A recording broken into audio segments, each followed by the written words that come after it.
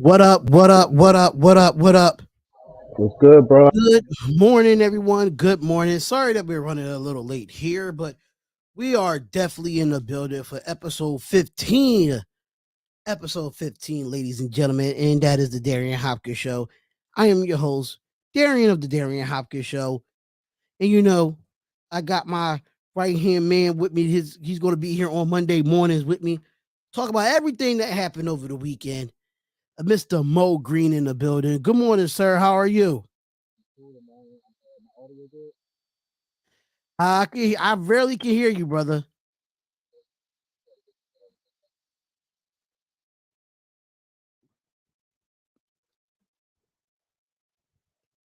But good morning to everyone. Good morning to everyone. I'm still in the process of promoting this live stream, so we're going to get this thing rocking really, really soon. Hopefully, his audio can be good. Cause I got a lot to talk about today. I got a lot to talk about this morning. I really, really do, because the NBA and the NBA is really getting on my nerves lately. Has been really getting on my nerves lately. So hopefully, we can get this thing talking, because I really want to talk. I really want to talk about that Warriors and Kings series. So I'm just waiting for him wait for him so we can get started. Cause yeah, it's gonna be a fun show. It's gonna be a lot to talk about. NFL draft is this week. We did have the playoffs, a lot of game fours, a lot of game threes was determined. I think I made my changes to a bit teams that I saw over the weekend that probably won't win probably won't win a series either. So make sure y'all come on in and hit the like button and subscribe to the channel. Or if you're watching on Facebook, make sure you share the live as well. Mo, let me see if I can hear you, brother. I hear nothing, man. Did you check the settings on actual StreamYard? What's going on, Westside Media? What's going on, Westside Media? What's going on, Ern? You should What's up, definitely hear me man? now. Yeah, see, that's what it was. You checked the settings on StreamYard. I could definitely hear you now. And I want to get straight into it, to the Man, NBA before we break down any other game. it was a lot of shit going on, man. As far as like with the NBA, to be honest, like I a lot of the games I had to follow with the play by play on the Darion Hopkins show. So a lot of the games I had to follow just pretty much watching your play by play, because I was into a lot. Sunday we had NASCAR.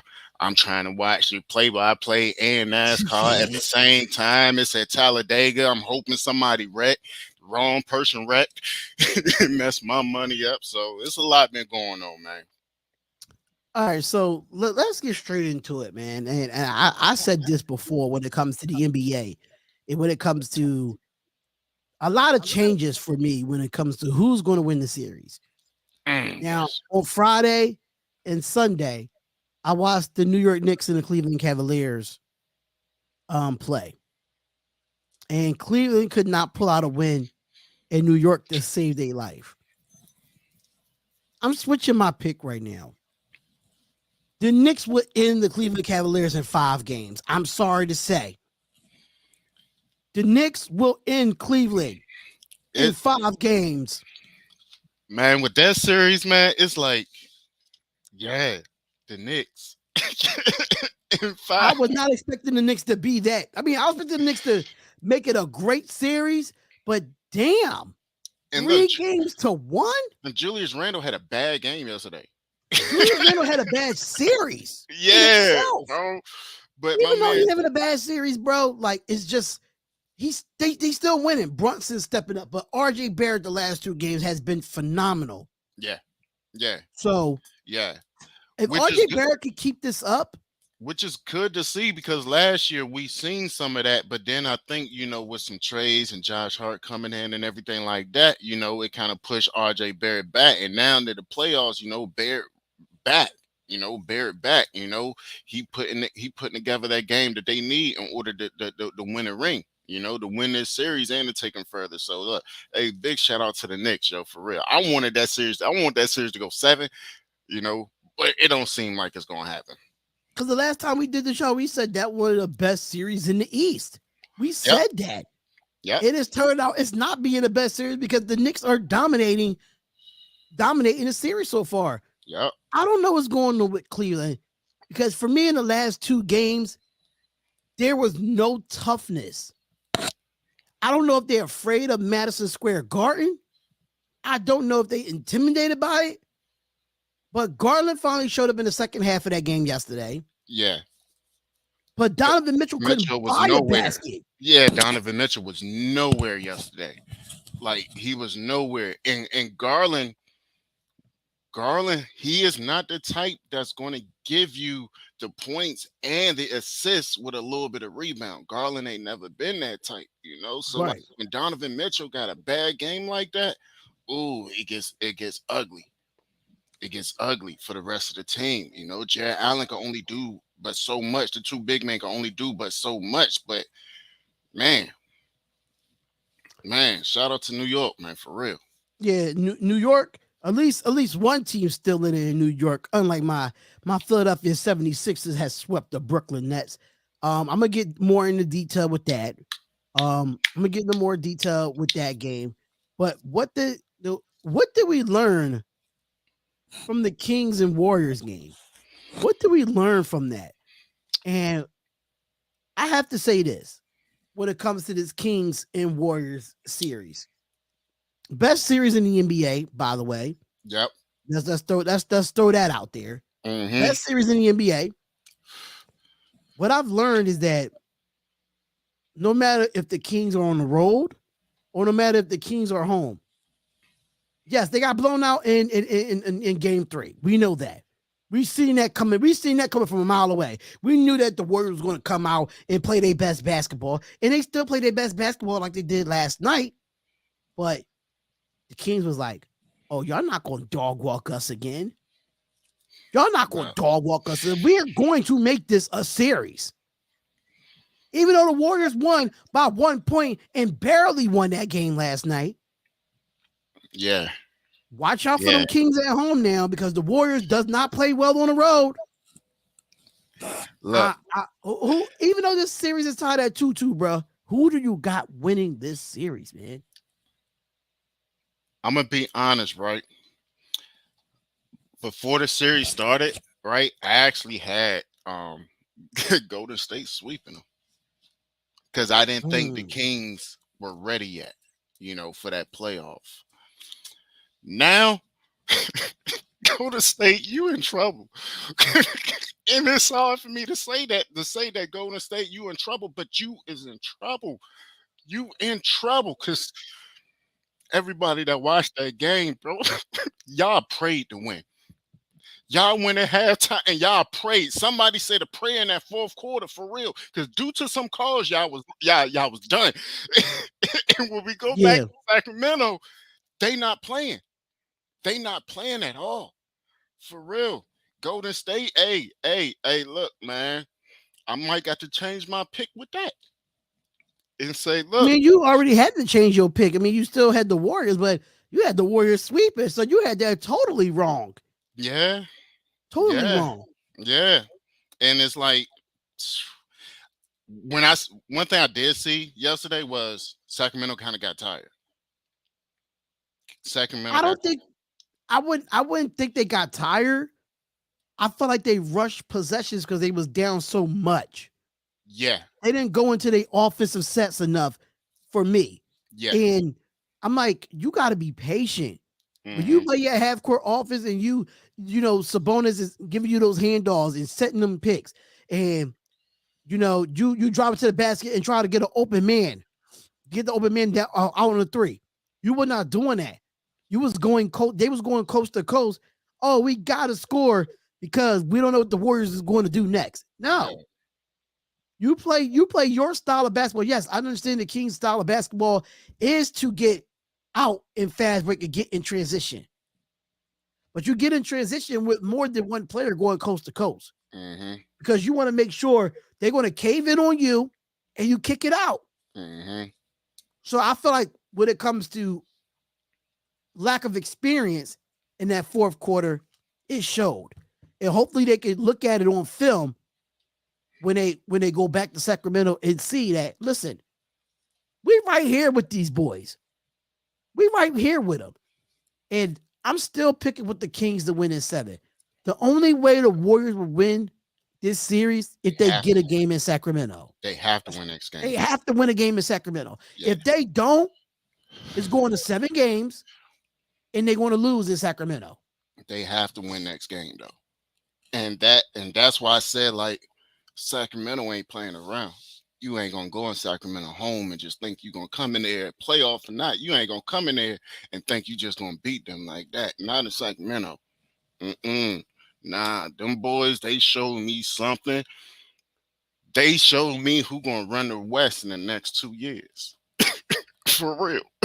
With the right for real, with the right moves, they can dominate that West in the next couple of years. For real, bro. Cause they They play can. They like can. they play good. Like really, really good. They get coached good and everything, bro. For real. And once again, Malik Monk. He Guy does is what good. he do, man. He gives it. He does his due diligence, man.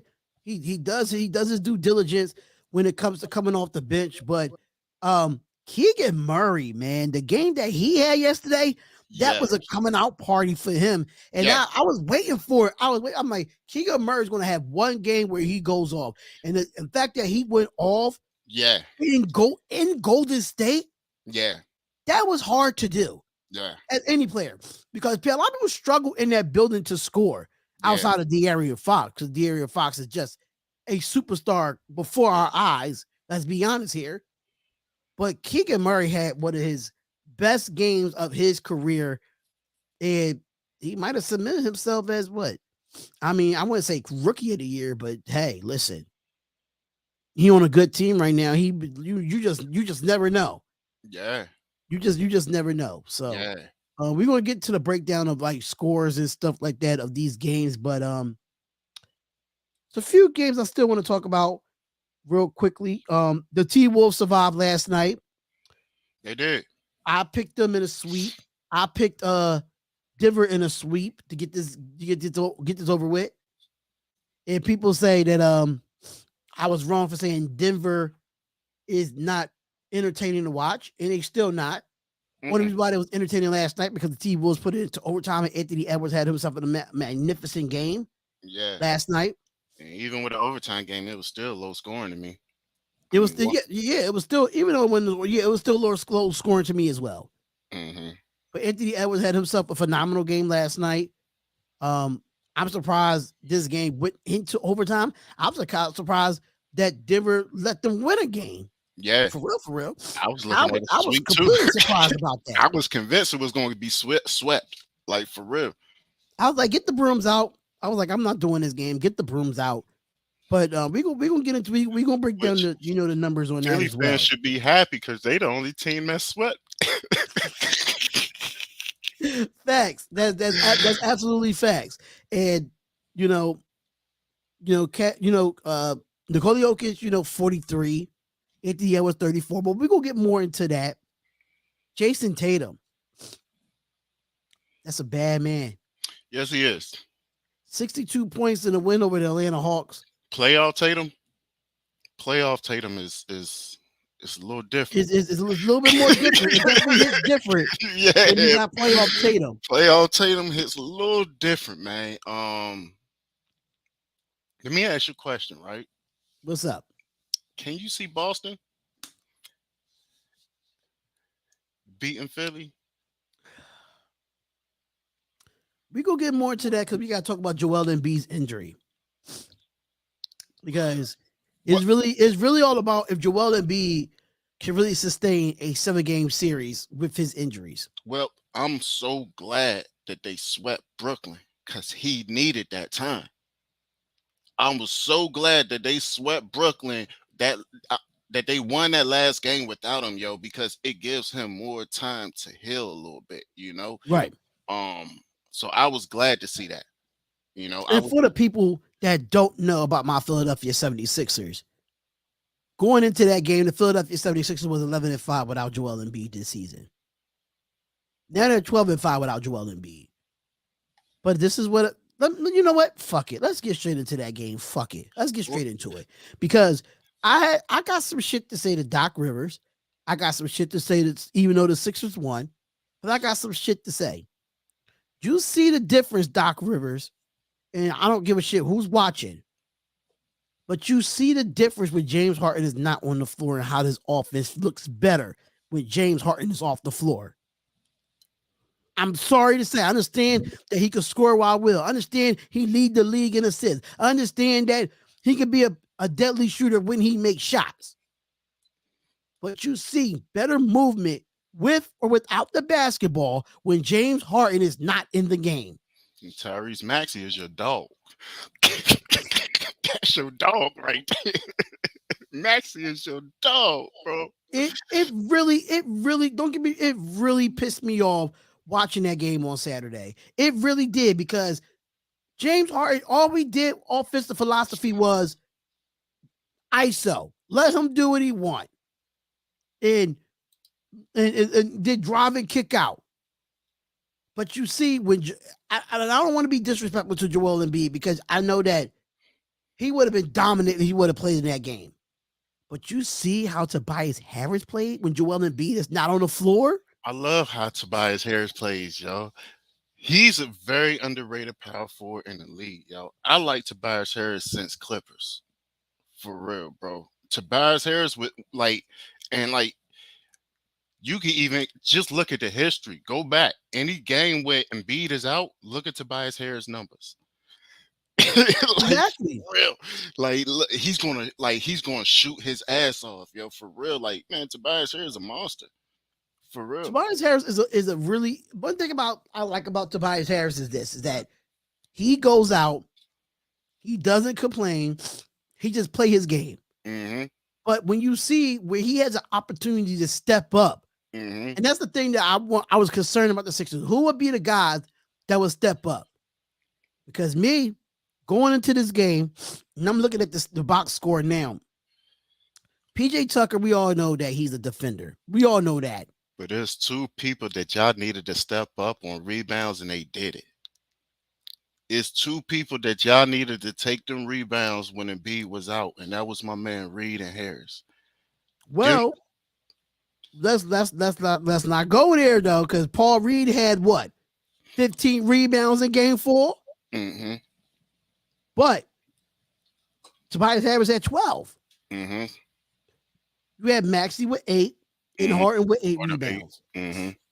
So it was a collective. It was. It was. So it didn't have to be all Embiid. Yeah. But Tobias Harris had a double-double, 25 and 12. Yeah. But Paul Reed had a double-double, only 10 points and 15 boards. That's what I'm saying. Like, even the scoring was collective. Scoring and rebound was collective. Right. But my key person in this game, in this win, DeAnthony Melton, man. I thought it was a great pickup in the trade. You went off on. I was watching the play-by-play, yo, when he stepped up. DeAnthony Melton was a great pickup in the NBA. We got him during the trade in the NBA draft.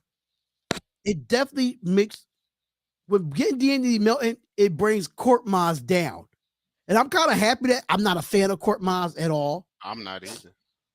I think he came in and he played a phenomenal series, coming off the bench with 15 points, 3 of 7 from the 3-point line, 5 of 11 from the field, playing the most minutes out of everybody on the bench of 28 minutes. He reminds me, I don't know what, I'm not a fan. He reminds me of an Evan Fournier. No, I disagree.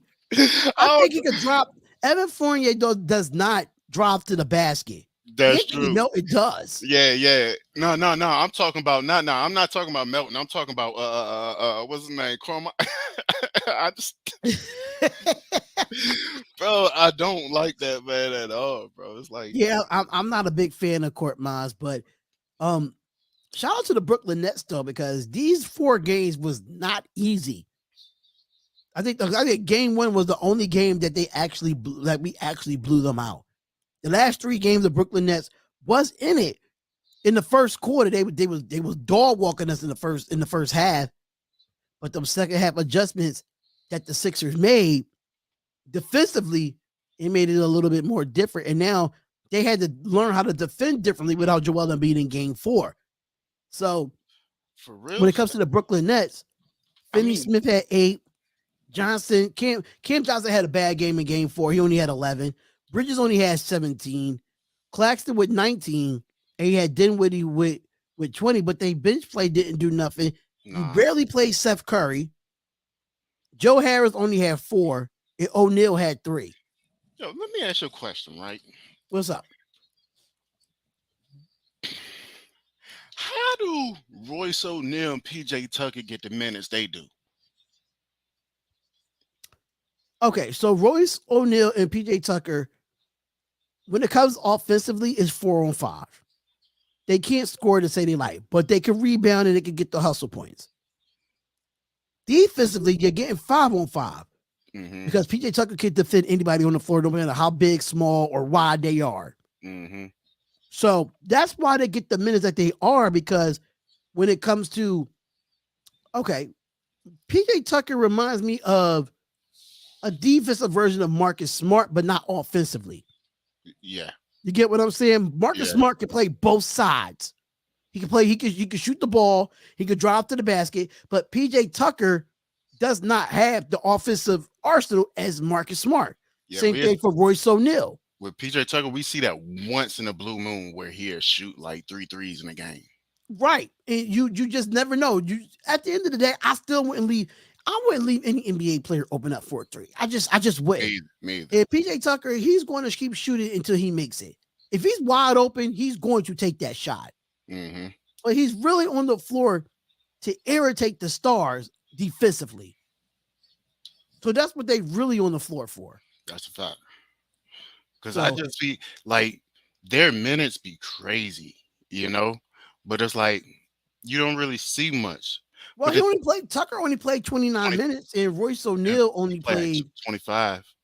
25 minutes. So Yeah, that's like standard bench. yeah, Like it's standard. pretty standard Yeah. when it comes to it. But the Philadelphia 76ers won 96-88. I mean, for real, and big shout out to the Nets anyway, because for real, like just look at what they went throughout their season, and then on top of that, when KD and Kyrie left, it was like I ain't gonna lie, like I wouldn't have expected them to make it to the playoffs after that.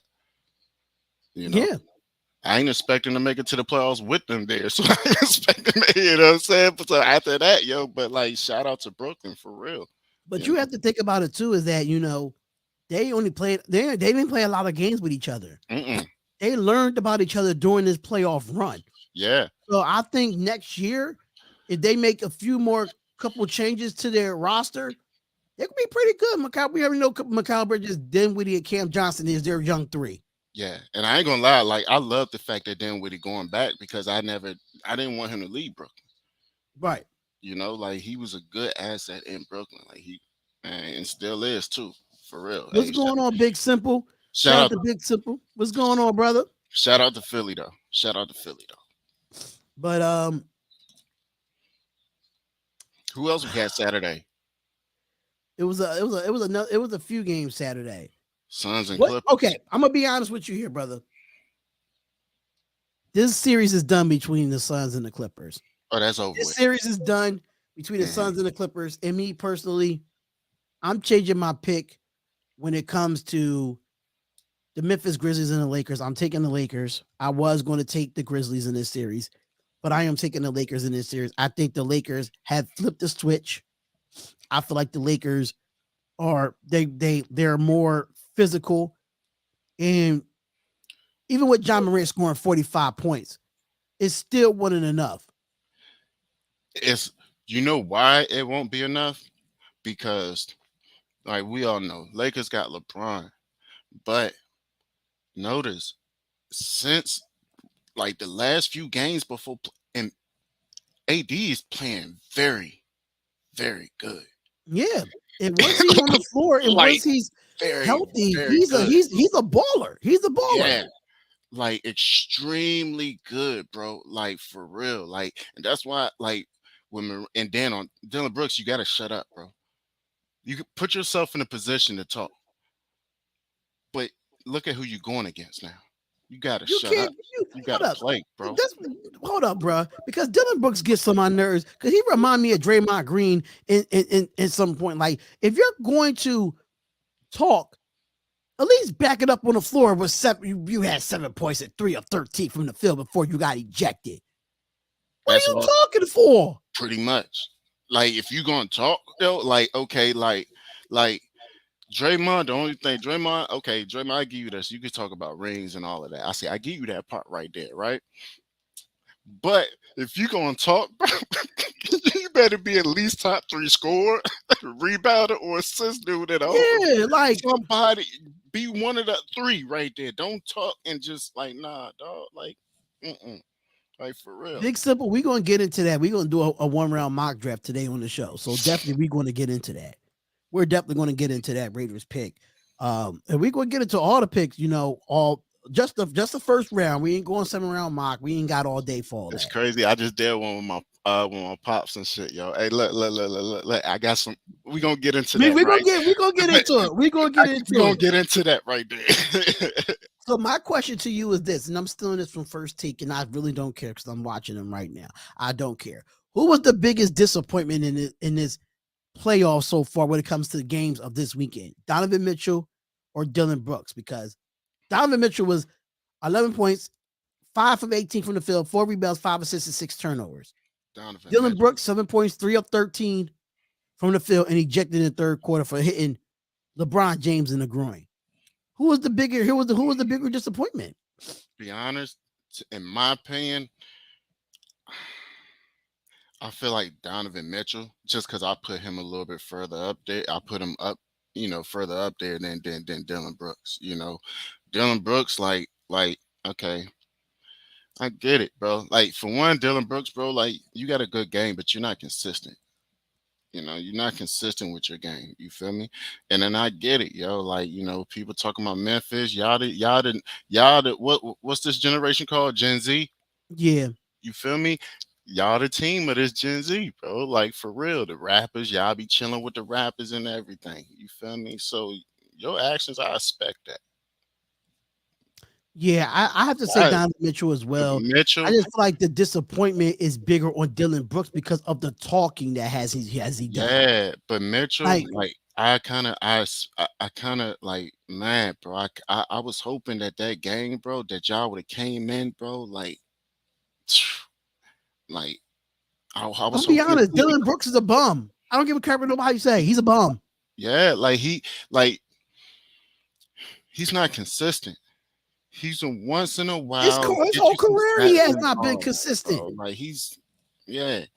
And the only reason you can afford to talk is because John Morant is like, you know, he's that dude on your squad, man. Like that's the only reason why you feel like you can talk right now. But for real, Lakers is gonna pack y'all up. Yeah, I got the Lakers winning. Yeah, for real. But Mitchell, just his game, the overall stats on that game, that shit was disappointing to me. Like it was disappointing to me for real. Hey, shout out to fucking Levert because Levert he did his thing. Like he did his thing to try to keep them. Shout out to Garland because he did his thing trying to keep them in. But they need what they needed from Mitchell. They didn't get that. You know what it was? I'm being completely honest about that game real quick with Cleveland because I did the play by play on that game. Mm-hmm. When they came out in the third quarter and they stated that what they was doing with the pick and roll with Jared Allen and Evan Mobley, you should have stuck to that, or have Evan Mobley at the elbow, have do a high low with Jared Allen and Evan Mobley, and kept that going because you had to have Mitchell Robinson pick one or the other because Julius Randle was not playing any defense on that backside. He just wasn't. Mm-hmm. Mm-hmm. But it wasn't no adjustments made.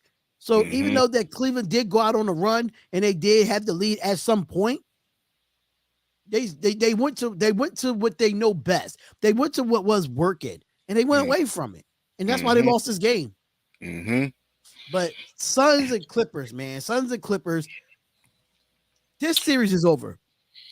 Over. Unfortunately, this series is over, and I'm gonna take what Stephen A. Smith said because I'm gonna be honest with you here. It's time to break up the Clippers. It's time to break up Paul George and Kawhi Leonard. It's time.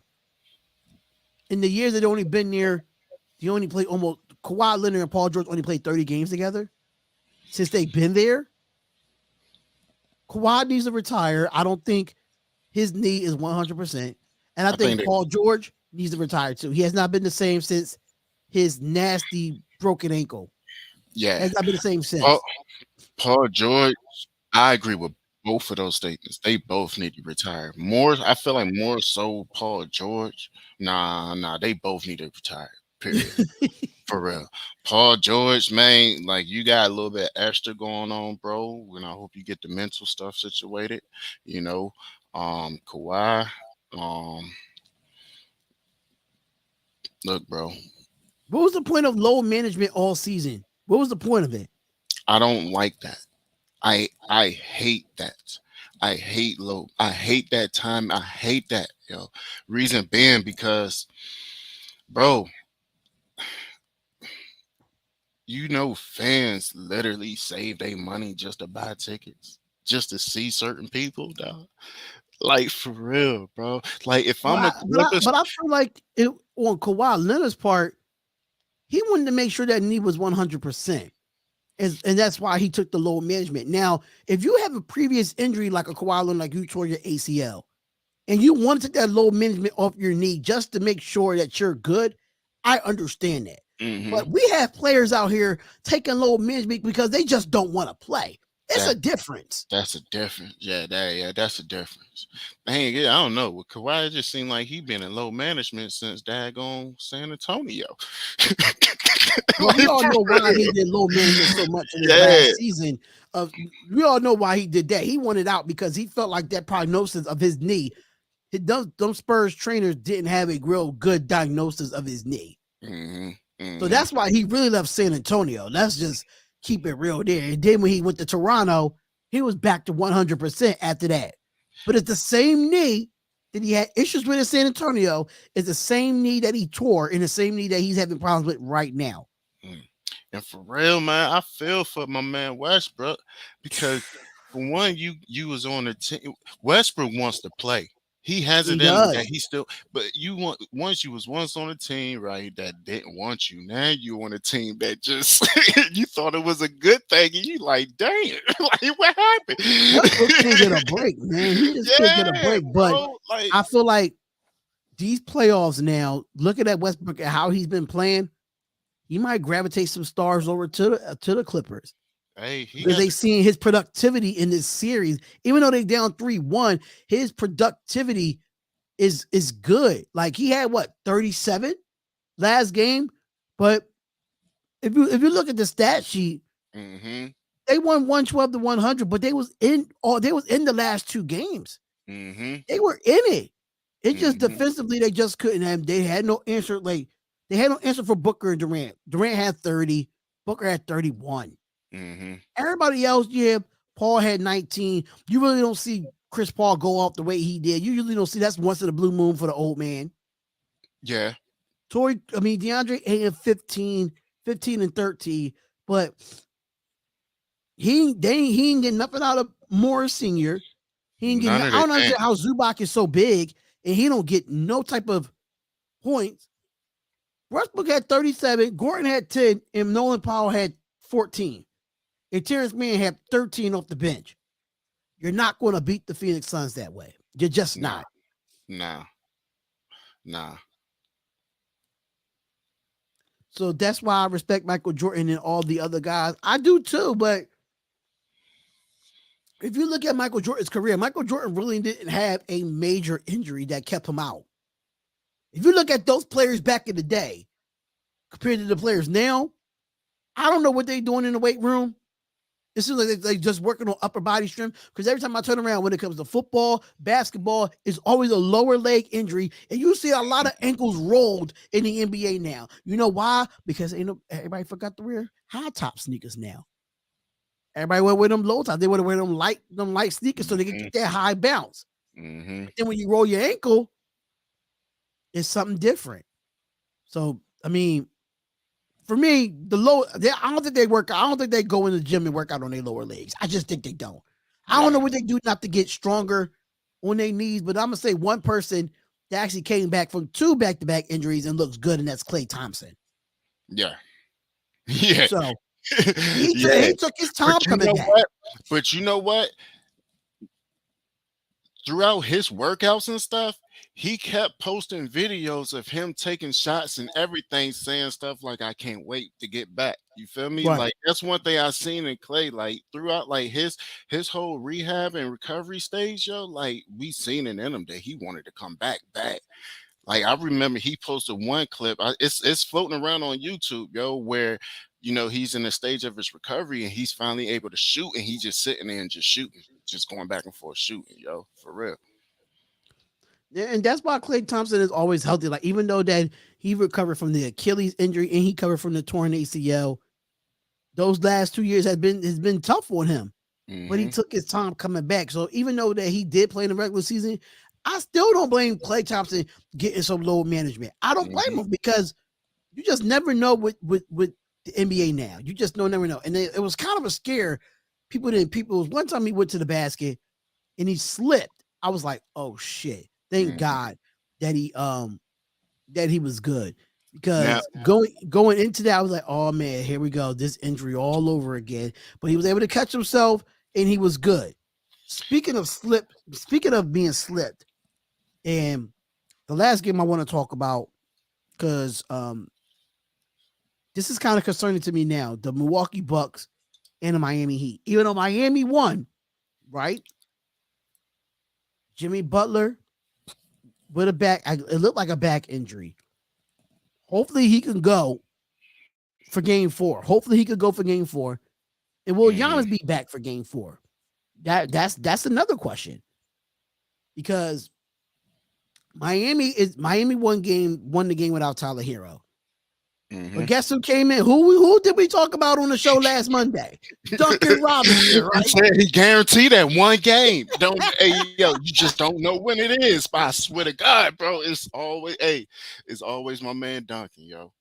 But for real, look, you y'all go back and watch last week's show, yo. What we both say? Without Giannis, Milwaukee doesn't have an identity. They be all confused. Like, they be all confused on They what be to all do. confused. They don't know what to do, yo. When for Agreed real, 100%.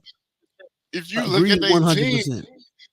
uh, Ray Charles could tell them what to do with their squad if you just look at their team without Giannis, but I don't know why they do not know what to do, bro. It's simple though, like for real though. But hey, shout out to my man Duncan, dog. I swear to God, bro, I should have betted money on that. But he I said, but swear. if you're in your younger years playing basketball, I don't want to hear about nobody taking no days off in the NBA. That I agree with. But at the same time, if those younger players get a major injury that has them sit out and they come back and they want to make sure they want to play a few minutes, they want to play enough minutes, but don't want to be going full force yet, I could understand them taking games off. But if you're a young player and you don't have no injury history, Put it like this: don't put a Zion, because to me, exactly. I didn't agree with that right there. Don't pull a Zion. Don't pull a Zion. Don't Zion's sit, a little bit different. but Zion's a little bit different. Now Zion is just doing it because ever since remember when his sneaker ripped in Duke, he ain't been the mm-hmm, same since. mm-hmm, He ain't been the same since he ripped the sneaker in Duke. mm-hmm. And he's been injury prone and people keep asking me, is he a bust? Is he the next like Greg Oden? I wouldn't say he's a bust right now, I don't. I know. but I don't know but that. it's trending. Yeah, It's yeah. trending to be the next Oden. But like this, Hamstring injury, knee injury. Like the one thing that could change Zion's career is if he leave New Orleans, because New Orleans actually have a history of they big man just being constantly. hurt. Yeah, they got a history of that. I don't know what they do with their trainers over there, or if they even. But I'm telling you, bro, they got a history of that. He need out of New Orleans. Yeah, he definitely need out of New Orleans, but I don't think that even though it changes scenery, I don't think that changes anything. I think he's so full. I think Zion Williamson is so full of himself. Yeah, I I ain't really gonna. think he's full of himself, and I feel like just because he's not playing, I think you now for me, and I'm gonna be honest with the NBA. If these guys are 100% healthy and they decide not to play because of low management, deduct they pay. Yeah, if you 100% healthy, matter of fact, if you go on and you make the statement that physically you was 100, you was good, but it was mentally with the contract you with the money you getting, nah, bro. Nah, I I swear. don't care if it's a mental thing. If you don't want to play basketball, just retire. Just go. Just go. If you That's don't if you don't feel like you have love for the game, and you know that when you got drafted into the NBA, you know it was an 82 game season, and you're not built for this, leave. yeah. Goodbye. Retire. Did you know how many kids you know how many people that missed that shot at having at being where he at right now? And do you know how many people like for real? People Like, want to take his spot on top of yeah. that, So if you got a mental thing, all right, go. or takes or if you see this is the difference between Zion and Andrew Wiggins. Andrew Wiggins left the team to deal with his mental. He left the team to deal with his mental. He And, said he was coming back, but he had to stay away from basketball for a while to get his mental together. Zion is still with the team working on his mental. and like for real, I can even state a case for Kawhi because his sister just got sentenced to life in prison, so he may wanted to go support her with Kawhi Leonard. You know what I'm saying? So I can even state the case for him. You feel me? Like he maybe wanted to. You feel me? But like with Zion, nah, I ain't buying that, bro. You get too much money. I ain't buying Didn't that. didn't hey Arku didn't Chet tore his ACL though? So I think Chet tore his ACL while he was out for the year. But when it comes to Andrew Wiggins, he stepped away from the organization. He got his mental together. He came back, and you see he back like he never left. Pretty much. So when it comes to Andrew Wiggins, totally different. But oh no, it was his foot. Okay. I thought he tore his ACL, but I thought it's his foot. But I just feel going back to Miami and Milwaukee, I'm kind of nervous to still pick who I want to pick. I don't if Giannis can't go in game 4, I have Miami winning the next game. Even if Jimmy Butler is there. We got to see if Jimmy Butler's there in game 4 as well. Who the winner between these two play? Say that again. Who the winner between these two play? The winner in this game. Who they? They will play out of New York or Cleveland, Oh. which I think is New York going to be in the next round, in my personal opinion. It will be New York in my personal opinion. Yeah. So me personally, I would love to see. I'm sorry to say, Milwaukee, you're the number 1 seed, but New York Knicks and Miami Heat have some playoff history.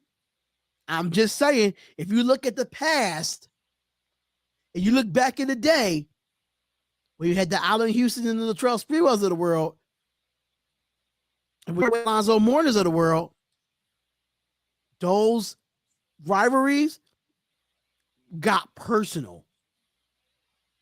And I love the rivalries between New York and the Miami Heat in the playoffs. I loved it back in the day. So I would love to see New York and Miami in the next rounds. Unfortunately, it might not be that way if Giannis comes back. But I'm trying to see the severity of Jimmy Butler. It's a bruised glute. what the hell's what the hell's a bruised glue? What the hell is that? A bruised glute. That's what they said. A bruised glute. I mean, They make up shit now. I mean, What the hell is a bruised glute? I don't know what the hell that is. I'm sorry. I'm not a doctor. I'm not WebMD. But what the hell is a bruised glute? Like that? Bro, That's crazy. yeah, I don't work out enough to even know that part of the muscle. Exactly. I don't. Listen. Y'all know I'm a big boy. I don't work out. I just take a walk to get my steps in and make sure my blood's sugar down, and that's good. Other than that, I don't even do that. So I don't know. Yeah, so whatever that is, hopefully he be back soon. Whatever that is, whatever part of the body that is, you know, it's bruised. It don't sound like it's broken. If it can get broken, so I don't know. So Boston Celtics says Zion is taking a break and trying to feel like himself again. He probably isn't happy being in New Orleans, but there shouldn't be any excuses for him. If you know you have a mental thing, but ESPN and NBA like .com is saying that you have a hamstring injury or something like that, we need to know which one it is. Is it mental or is it your injury? You know what I'm saying? It gotta be one of those for me. I respect it more if he just went on and just said this is mental. Right. Exactly. Exactly. So I just got some news that Victor Oladipo will miss the remainder of the season with a patellar tendon or something of that nature. It didn't look good the way he fell in that game against Milwaukee. It looked like a nasty fall, but this is the thing. Victor Oladipo is just like another Paul George. I'm going to be completely honest. Like, I don't know what it is being an Indiana Pacer and being injured, but when you leave, you just ain't the same no more. Outside of Sabonis having a great year with the Kings. That's a different story Right, for another yeah. time. But Paul George and Victor Oladipo, they both former Oh, Pacers. hold on. Outside of Sabonis and Miles Turner, so Miles Turner's had a great season this year. Yeah, Miles Turner too. Yeah. Yeah, I can say that. But when it comes to Victor Oladipo and when it comes to Paul George, I don't they know in the what. same boat. Yeah, They both need to retire. and you talking about two guards? That's a beast. Like for real, you talking about two guards that can make a difference on a squad, bro. Like I don't know, man. I see why Evan Spoelstra was scared to play that man. Cause look what just happened. You play him, and I don't think he got many minutes in the other games. Who that? And I just see it as this: like, yo, I played you, and you got hurt. Now, if you come back and be a Miami Heat next season, I don't know if I want to play you again, For real. or I might just release you. Like, it's just time to hang it up, man. It's just time to hang it up for him. So Esco the Cool said if Giannis can't get back, then Milwaukee is going to most likely become the sixth number one seed to get dumped all time. But that's the thing, though. They don't have to be. They got a team without Giannis. They just Facts. figure it out, yo. They don't have to be, yo. Like they have a team without Giannis, yo. Chris Middleton, stop acting like you didn't play with that man. Like bro. Which he only had 23 in game 3, and everybody else didn't score over 20, but they only had 3 players out of the starting 5 in double figures. Man, we man, like they can. I don't know what it is with them. Like I don't know what it is with them, for real. Milwaukee, I'm gonna be honest with you. Y'all, people might get on me about this, and I really don't care. But even though Giannis is one of the best players in the league, when healthy, don't get me wrong. But Milwaukee reminds me of Denver. They are boring to watch. Very. If They're Giannis very, is not very, having very himself a big game to make that team entertaining, Milwaukee and Denver are boring to watch. They really are. Chris Middleton don't have no emotion at all. Drew Holiday is one of those guys that don't show no emotion at all either. I just don't know. It's like if Milwaukee and just God forbid this don't happen, but if Milwaukee and Denver goes to the finals, I might not even watch it. I won't. I won't watch the NBA finals. I won't watch it. I probably wouldn't even bet on that trade, and I bet on everything. Well, if I bet on something, that I'll bet I'm gonna Giannis bet on the under. dominate. I'll bet Giannis to dominate. That's what I would do. Yeah, But Milwaukee's not great to watch. But I still think overall, in my opinion, I think Boston is going to come out the East. And I'm gonna be completely honest because my Sixers are a second round exit every year, unfortunately. But it's going to be a great battle between, if Boston has to finish off Atlanta first before they even think about us. So they got to finish off Atlanta. So hopefully my Sixers could get it right this time and move to at least to the Eastern Conference Finals, I'll be satisfied with that. I'm tired of my 76ers going to the second round and losing. I'm tired. The fans is tired. No bullshit. The fans For is real. tired. For real. I'm tired of defending this 76ers team every single year, and we a second round exit. I'm sick of it. So hopefully we could do I ain't that. gonna But as of right now, I can see Boston and whoever win between Sacramento and Golden State. okay, not even you. So you think that the Suns can't go to the finals? I think they're cursed. I think Chris Paul is cursed. And it, and even though he won a game with that ref, I still think he's cursed, and he got to show me that he is not cursed. you know, I got to go with the people that like I don't know. And to be honest, I mean, like with each one of their series, right? All right, so like with Phoenix series, you're supposed to beat Clippers without Kawhi Right. PG with the three together. You're supposed to do that, right? But Sacramento and Golden State, either one of them gonna earn that. They're gonna earn that, and I ain't gonna lie. I haven't seen like that game yesterday. Right, that hands down the best game the best game we've seen so far in the playoffs. Yeah. Like for real, the best Agreed. game we seen two teams that really wanted that shit. For real, bro. Yeah. Like I said, I'm gonna keep saying the Warriors and Kings is the best series in the best series in the NBA. But I just got some news from Adrian Wojnarowski on Twitter saying that Giannis Antetokounmpo is on the court and is on the court with the rest of the team for shoot around this morning before game 4. So he is shooting foul shots. He is getting some shoot arounds, but it's still not determined of if he's going to play tonight in game 4 against the Miami Heat. So let's get straight into that because we already an hour in and we supposed to have a special guest coming on, but I'm waiting for him to respond back to me to see if he's still able to come on or not. But we got the Bucks and Heat at 7:30, game 4. We don't have no situation of what Giannis is. So we're just gonna say as of right now, Giannis is out. Just hypothetically. Nah. Hypothetically speaking, if Hold, Giannis is hold, out, hold, okay, well, we could do hold, this then. hold that, because I do fantasy and shit. I got some insight. Hold fast. I can clear that up right quick. See, here we I can go. clear that Here information we right go. quick. Right quick. Hold up, right quick. So Esco says, I'm a fan of both Pacers and Timberwolves since the mid 90s. In other words, I am a gluten for punishment. Oh wow. Oh wow. So Darion Hopkins, I'm ready for Kawhi to find a new profession. Maybe he could be a substitute teacher. I can't take it anymore.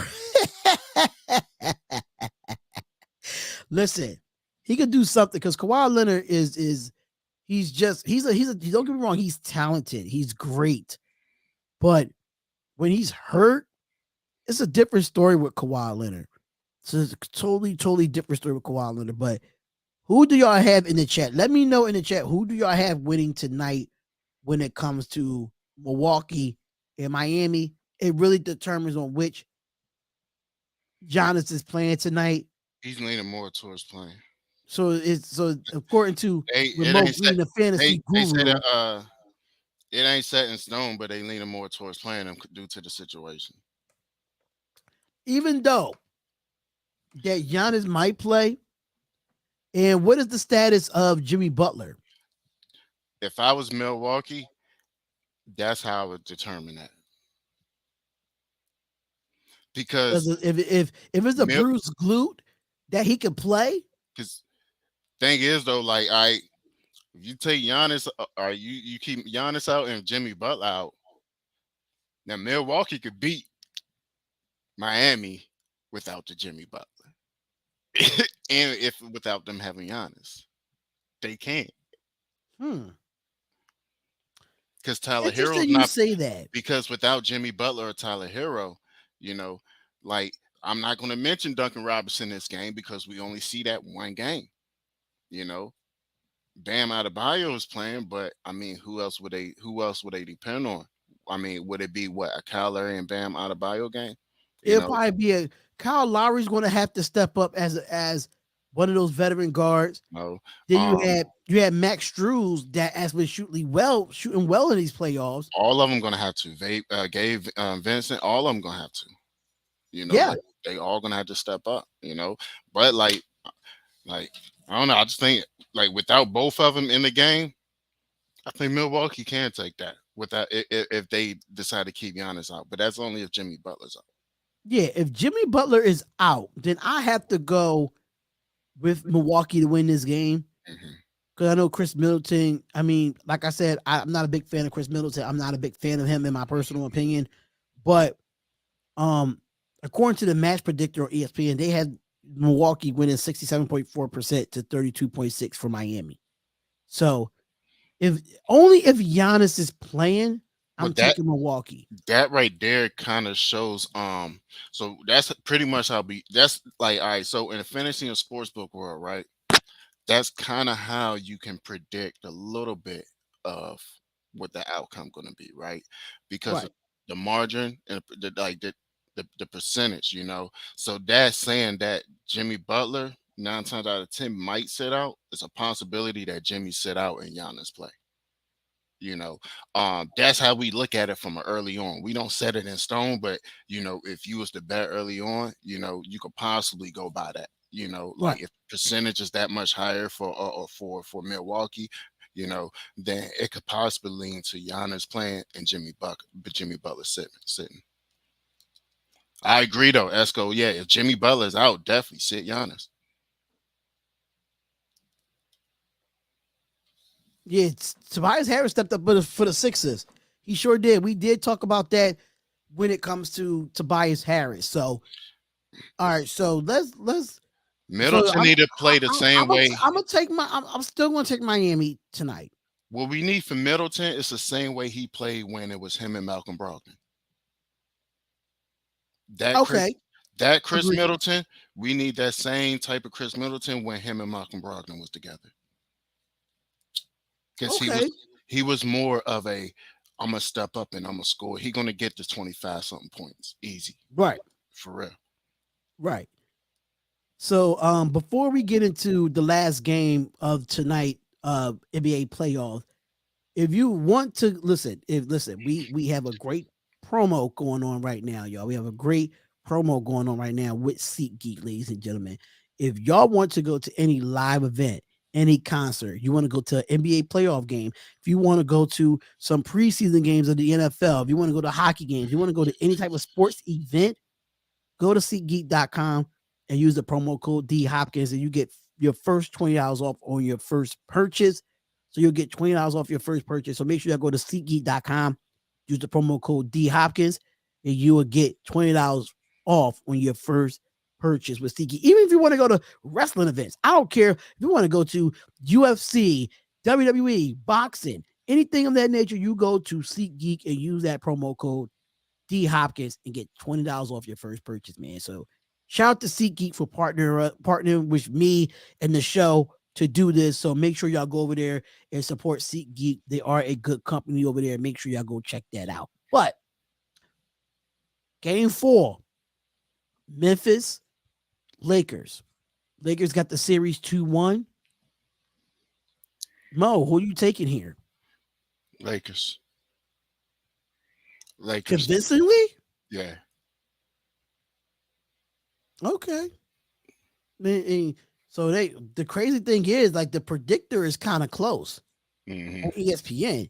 They got the Lakers winning 53.2% to 46.8%. So that's pretty close. Yeah, I know. I see it. I see it. Knowing that John Morant scored 45 with a bad hand. Hmm. I mean, I thought that was great to me. Like, I didn't know my problem with John Morant in this in that game is it was he couldn't handle the basketball. He could shoot it, but you could tell that he really couldn't grab the crossover like he wanted to with Hmm. that hand. So for me,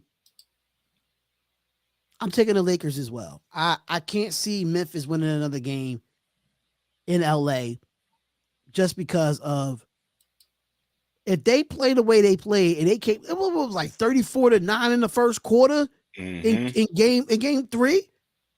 If they come out like that again, this series is over. So I'm gonna tell you why I'm taking the Lakers, right? And I'm gonna say this without mentioning AD or LeBron. I'm gonna mention some other people. I'm gonna mention my man that they took from us from Daggone Wizards, my man Rui. you know, I'm gonna mention the white boy Reeves. Russell, just step up a little bit and you be good. D'Angelo, just step up a little bit and you be good, yo. But look, like, this past game, right? D'Angelo,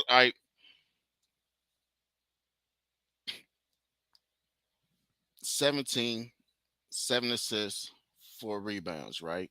You got my Right. man Reeves. You had the 13, 6 and 2, it's those people, the reason why I'm taking the Lakers, because I feel like I'm getting more out of their role players than I'm getting out of Memphis. Don't get me wrong, the 40 something points or something like that, that's good. That 45 points, yeah, that looks beautiful right there. You get what I'm saying? But then when you got Dylan Brooks, who really supposed to be the next man to step up, when he only getting 7, that don't look good to me. Tillman, he only had 6, that didn't look good to me. Daggone Triple J, he always getting in foul trouble. That don't look good to me. You get Right. what I'm saying? So, like, and I 100% agree. In LA, nah, bro, I ain't got Memphis getting nothing in LA.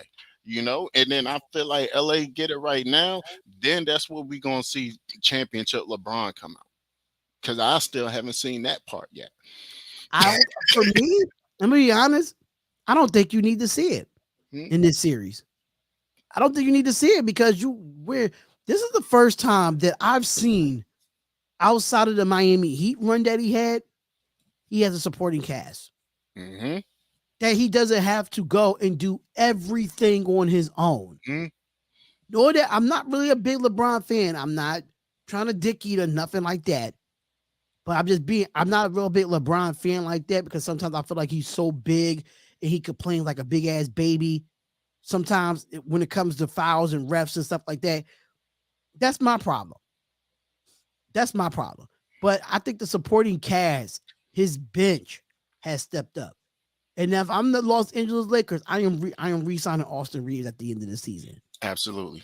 I am re-signing him because what he fits what the Lakers need, even though they say he doesn't fit the stigma of being a Laker wearing a jersey and stuff like that. But he balls. He balls out. Definitely. So Definitely. so for me, I don't But think you need to see the championship LeBron in this round. It's one going to thing, really be when it comes to playing them Suns, when it comes to playing them Warriors, or playing them Kings. One of those ones or Denver. One of those 4 teams. That's when you got to see championship LeBron because now you got to see if that supporting cast is going to step up, and now you got to see if AD is going to be around for those games as well because people call AD a piece of glass. They call him a piece of glass look, because he's so fragile. I get it. And I get it, right? But this ain't that. I get it. But this is not that, yo. For real, yo. I'm trying to tell you. Because as soon as AD go to LeBron and say, I need a break, yo, that's when I'm going to be honest, right? I would love to see the Lakers and Golden State go against each other. I would love to see the Lakers and Golden State go against each other, right? And to be honest, it's crazy, right? Because I actually think the Lakers would get the best of them in a 7-game series. I don't want to see that. I'm sorry. I Give think, me the old rivalry, Kings and Lakers. I take that. yeah, Kings and Lakers. I want that because rivalry. I want that rivalry that relived. rivalry, yeah, that was a bad rivalry. I ain't gonna lie. You want to talk about one of the best 7-game Western Conference? Yeah, Yes, and, I'm yo, so old school with it, bro. Like I said, I want Knicks in Miami in the East. I want that. Oh, it brings back so many memories watching both of those series. It brings back so many memories. But Esco the Cool said he has a question for us. How far do you think the Lakers can go in this playoffs? I think go pretty deep. I think they could probably It depends when they play in the second round. That's If say, they play the Kings or the Warriors in the second round, I don't know if the Lakers can get yeah, surpast it's them.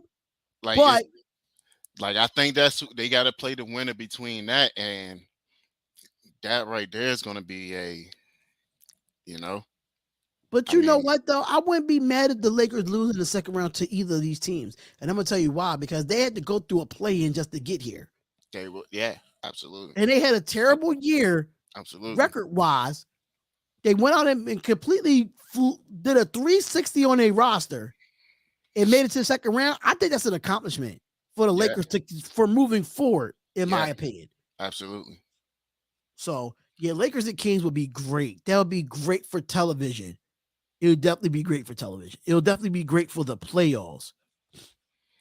Man, hey, Esco, look, I don't know, bro, because the Warriors, to be honest, I think yesterday, I think that's what it was. The Warriors, their legs, they just had a little bit more extra in their legs than the Kings did. For real, bro. But I get what you saying though, because the Kings running them boys ragged though, bro. They running them ragged, yo. I swear. No, for real, yo. Yeah, I could definitely. I'd rather see Kings. I'd rather see Kings and Lakers, man, just for the rivalry. To see everybody in the building, the former Lakers in the building, the former Kings in the building. Even though Doug Christie is on the coaching staff for the Kings as well, to see them in a building, like mind you, same thing for New York. You'll New York and Miami. You'll see those, the John Starks, and you see Latrell Sprewell, and you see the Yeah. Allen the Allen Houston, and then on the other side you see Tim Tim Hardaway and Hardaway. Alonzo Mourning and those Yeah. boys. Look, it just gives me that just gives me hype like it really does. It Yeah. gets me hype so That, bad because it brings yeah. back the real old school basketball, man. That joint be fire. Yeah, that joint definitely be crazy. Yeah, that definitely be crazy, yo. Yeah, man. All right, What else? so What's another game tonight? Or is it two? It's only it's two? only two. It's only two games tonight. So the Mhm. Warriors' legs will be extra dead if they get past the Kings. Someone's going to pick them off in the semifinals or in the conference finals. Good take there. Good take there. But I got a question for you, bro. Let's switch it up real quick. I got a question for you. What happened to them DC defenders yesterday? Won by 2 points, yeah. Y'all lost. No, we won by 2 points, bro. No. I thought the Brahmas beat y'all yesterday. Nah, we won by two God damn points. it! I was talking so much shit, man. Mm-hmm. We I was kept talking so much we shit just we now. knocked Shit. we knocked them out the postseason. We knocked Ah, them out. man. Yeah, That's but bad. still though, man, that was like, man, like I'm kind of worried, bro. These last two games ain't been. These last two games, bro, been really close. Like really close, bro. For real. Like, yo, I'm trying to tell you, yo, we going that postseason see somebody like Sea Dragons or the fucking Roughnecks, yo, we gonna get slaughtered. Hmm. I'm trying to tell you. I just wanted to talk about that real quick. We're gonna get back to the XFL. Hopefully we can. Because our guest No, that he's coming we on won by 1 point. at 11:30. We won by So 1 point. let's get down to the nitty gritty with the NFL, right? So you heard about Green Bay and the Jets are back engaging trade talks with Aaron Rodgers. He need to retire, but like, Yo, when I say this, it's like just get the goddamn deal done. Just pretty get it much, done. pretty If the much. Jets want this man so bad, and the Packers want to get rid of Aaron Rodgers so bad, What's there to talk about? exactly. What is there to exactly talk about? Like, what's there Because to now talk? this is starting to piss me off as a football fan. Yeah, Aaron Rodgers, you signed this big ass contract to stay in Green Bay just to want to get traded. And now Green Bay is going to ask for the I whole don't, damn 53-man roster for you? I don't know why Jets so pressed on the man anyway. He a bum. He need to retire.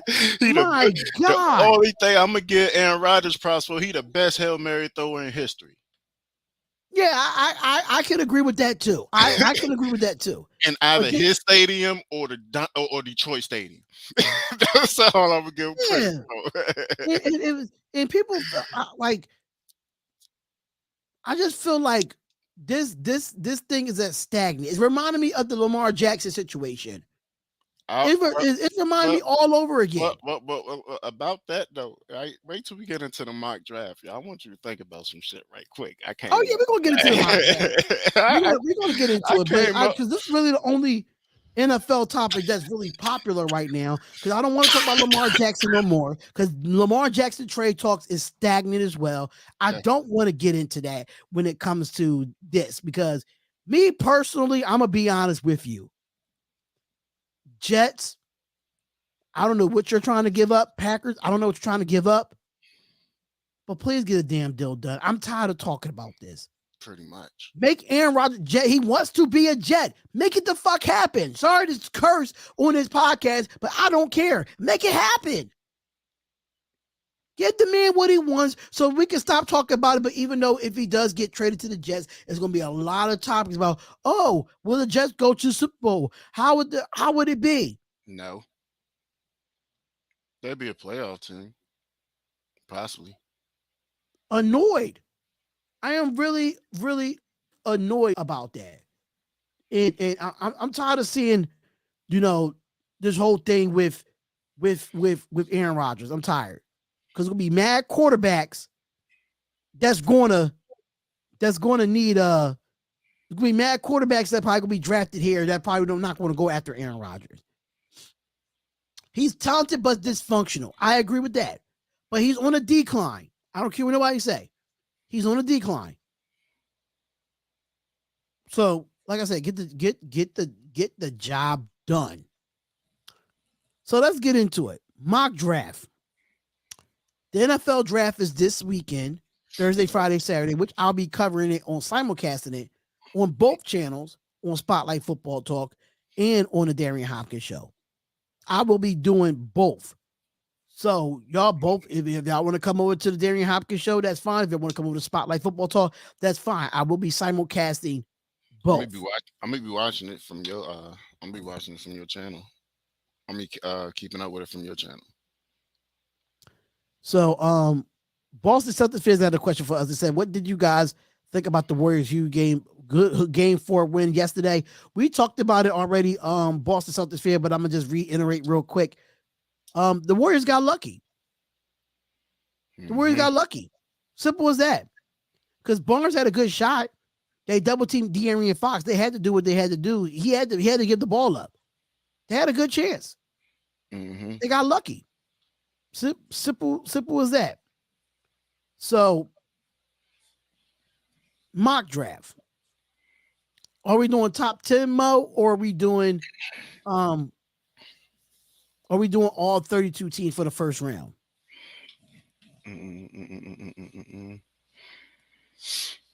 Just however you want to go. I got a little. I have my little theories on this joint the other day, so it's however you want to go though. It's however you want to go. Okay. So what I'm gonna do is this, right? I am going to share the screen because I do have the simulator up from Pro Football Network of this actual I'm gonna edit the screen real quick.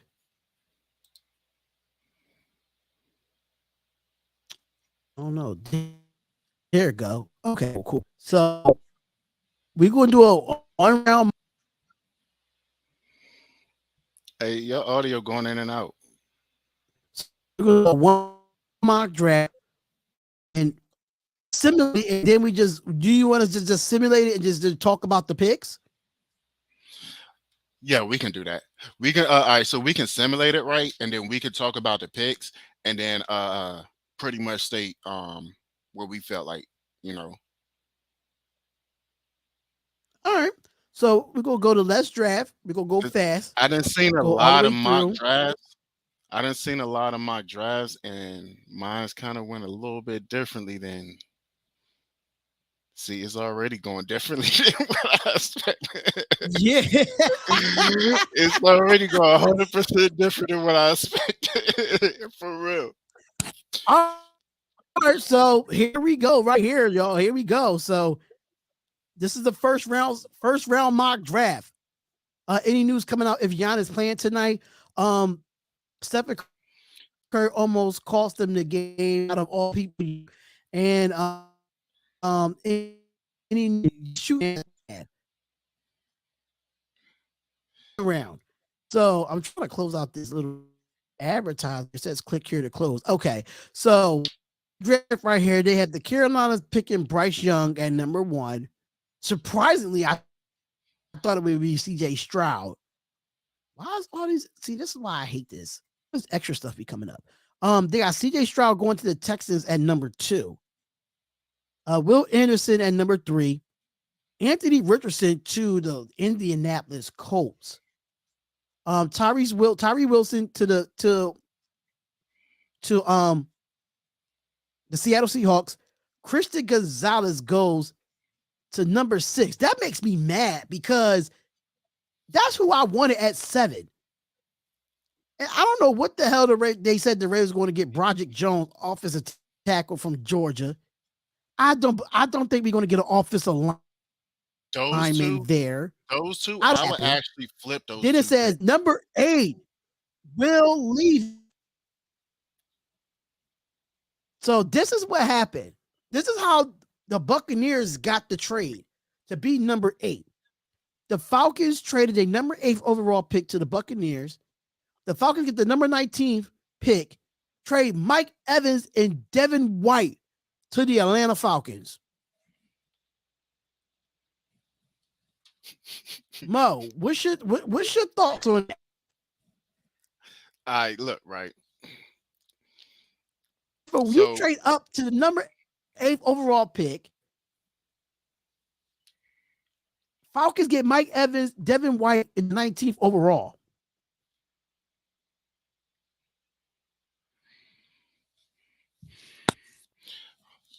All right, I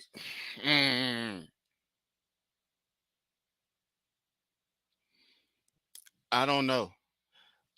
Yeah, so look, this right, simulated but check me out though, right? Because like it's a few things, okay? So like the first 2 picks, right? We see that everywhere, right? That those 2 going to be the first 2 picks, right? Let me ask y'all a question, right? For the past 2 years, right? Houston been invested in David Mills, right? Are they really? So they going to just pretty much give up on him like that?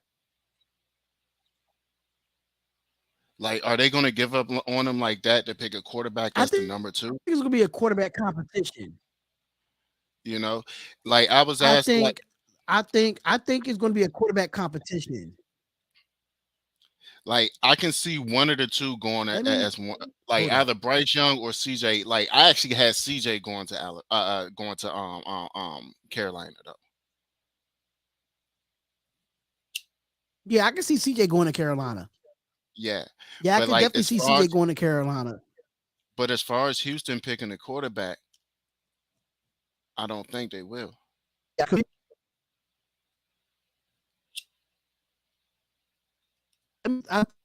so I think it's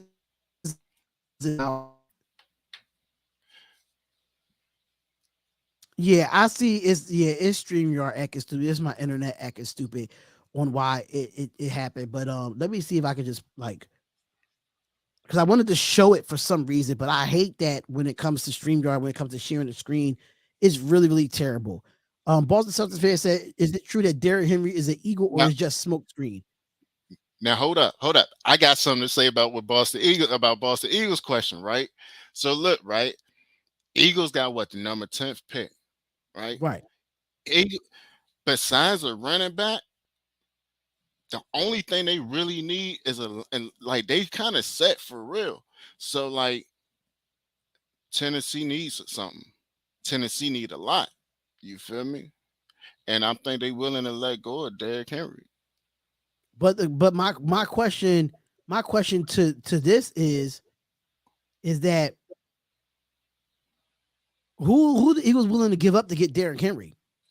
They draft picks.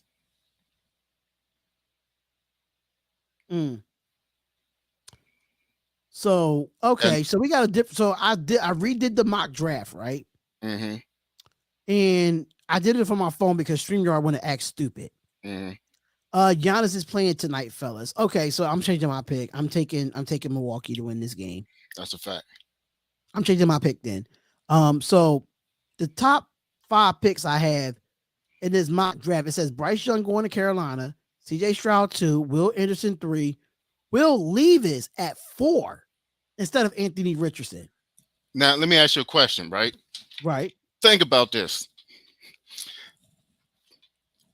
And this goes into the Lamar situation, right? right. The Colts need a quarterback. Yeah. And Baltimore stated that they want draft picks. Okay. That Keep going. Keep they you. want It's draft sounding picks, good. right? Is it possible that something can happen where Lamar end up with the Colts? I mean, it's a possibility something could happen during the draft where Baltimore could move Like, all the way up to number 4, which their pick wouldn't that make? was Let me ask you a number question. 16. Would that make sense? For Lamar Jackson to go to Indianapolis? Uh huh. Yeah, but like I said, my problem with Lamar Jackson is that he's a run first quarterback, and Colts are not known for run first quarterbacks. That's That's not their culture. Their culture, they want a pocket passer. And they want a pocket passer that can actually move. I mean, they had the Peyton Manning, and then you had Andrew Luck that was a pocket passer but couldn't move. He was a pass first, run second type of quarterback. mm-hmm. Lamar Jackson is a run first, throw second type of quarterback. What tight ends do you have that he can throw to in Indianapolis? He had Outside of Michael Pittman, who else can you really throw to? So it's pretty. I like it, but I don't think it's going to happen mm-hmm. because I don't think Coach just going to want draft. Coach just not going to want Lamar. I mean, Baltimore is not just going to want to trade Lamar just for draft picks. Mm-hmm. Some players going to have to come over to to Baltimore for that trade to happen. Mm-hmm. So it's going to be and you got to look at the salary cap as well. Mm-hmm. How much salary cap do Indianapolis Colts have to put to carry on Lamar Jackson's contract, or to extend him to stay there longer than his franchise tag? Mm-hmm. So a lot of questions come into play when it comes to that. But it's possible. Because if you look at the way this is set up now, I don't know why they got us getting the offensive tackle at 7. I still don't understand this, but they got Jalen Carter going to the Seahawks. They got Bijan Robinson going to the Lions. I don't like that. I don't like that at all. But then they got Paris Johnson Jr. going to the Las Vegas Raiders, Tyree Wilson going to the Falcons at 8, Broderick Jones, offensive tackle, going to the Bears at 9, Devin Weatherspoon, probably the best corner in this draft, going to number 10 to the Philadelphia Eagles. Now, I thought Devin Weatherspoon wouldn't drop that far down. Me personally. Mm-hmm. I thought Bijan Robinson would be the answer for them at number 10 because they need a running back. Mm-hmm. I don't think the Lions need a running back. I think who did they just sign? The Lions? The Lions just signed they got somebody, DJ Montgomery. Yeah, they got David Montgomery and fucking Swift over there. Yeah, so they don't need. I mean, if they're trying to get rid of Swift, then that makes sense. Yeah. I heard some rumors about Swift, being traded. Yeah, but they end up getting David Montgomery from Chicago. And then the Jacksonville Jaguars traded their pick. They traded a 24th overall pick to the Tennessee Titans, and the Jacksonville Jaguars gets Christian Gonzalez at number 11. Oh, what the heck did I just do? Okay. Yeah, so Christian Gonzalez drops down out of the top 10. That's crazy to me. Number 12, Miles Murphy from Clemson. Number 13, Nolan Smith from Georgia. Nolan Smith fell down to the 13th overall pick. That's crazy. But this is a very interesting pick. 14, Deontay Banks, cornerback from Maryland, but number 15, Green Bay Packers. Anthony Richardson gets picked up by the Green Bay Packers. That is an interesting pick That is very interesting. Which because is, to be honest, that is Jordan that. Love is there, thinking he's going to be the guy. Aaron Rodgers is traded hypothetically, and you draft Anthony Richardson. Dante, I'm telling you, what's your thoughts, man? I'm not big. Here's not like I. Phew, I actually like that. To be honest, I do, but I don't. You know, um, nah, I like that. I like. Anthony I ain't gonna lie. Richardson, the Green Bay Packers, you like that? That's yeah. I kind of like that. I Mm. kind of like that. Jackson Um, Smith is the Jackson. So Baltimore goes wide receiver at 16. So what they do is Baltimore did have the 22nd overall pick.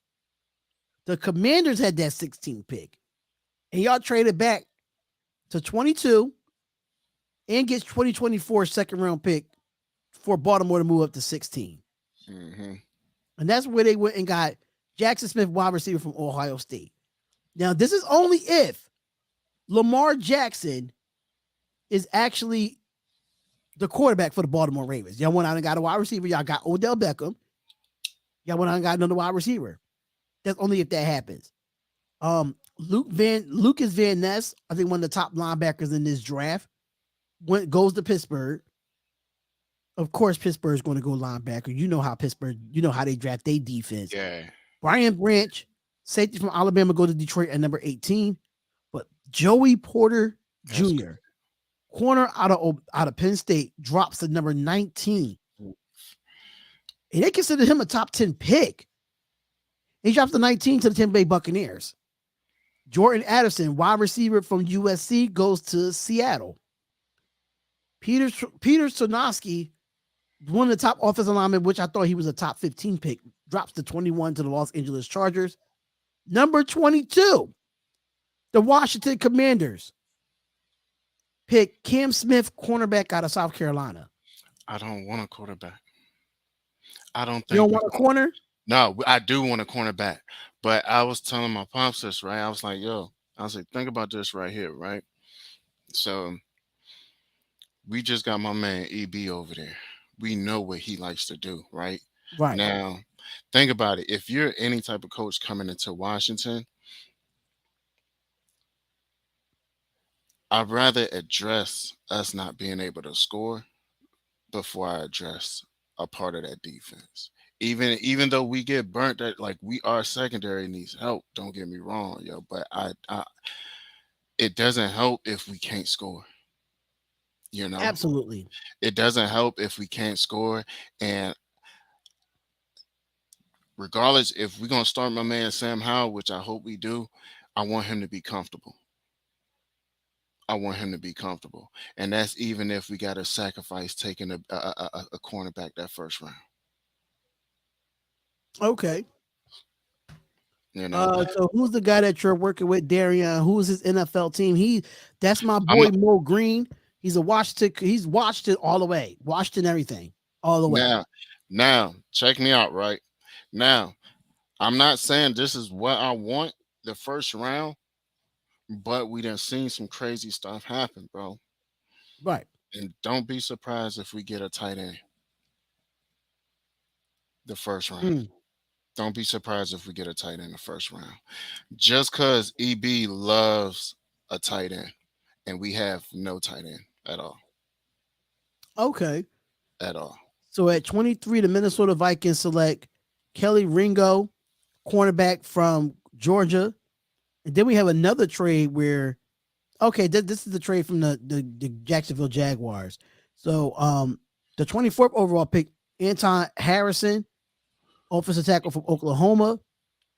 Y'all got Logan Thomas though. Logan Thomas is done though. He's Nah, Logan Thomas is done, man. Like for real. injury prone. Yeah, he's very, very injury prone. Actually, the last 3, 4, 5 tight ends we had has been injury prone. You know, Right. so like, but Logan Thomas, yeah, he's good. But I mean, like this past season, like when he was in, notice why we ain't throw to him like that because he's injury prone. Right. Right. Absolutely. Absolutely. So that's number 25, Isaiah Forsky, edge rusher from Notre Dame. Number 26, I don't know why the Dallas Cowboys would go with Quentin Johnston, wide receiver from TCU. I Why? mean, they probably need another wide receiver because Michael Gallup is not the same person after he tore his ACL. They got Brandon Cooks. And they went and got Brandon Cook. So I don't know why the mock draft had the Dallas Cowboys going to get a wide receiver at 26.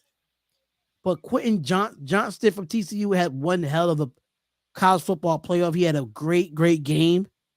So I like that, but I don't like it at all. I think they still need help on the offensive line. They still need a tight end because we don't know what's going to happen with Dalton. I think Dalton Schultz is not even there no more, if I'm not mistaken. Hey, Boston. Hey, I'm gonna be honest. The person that I want for real is I want my man from Notre Dame. What's his name? Michael Mayer. I want him. You don't like Darnell Washington from Georgia?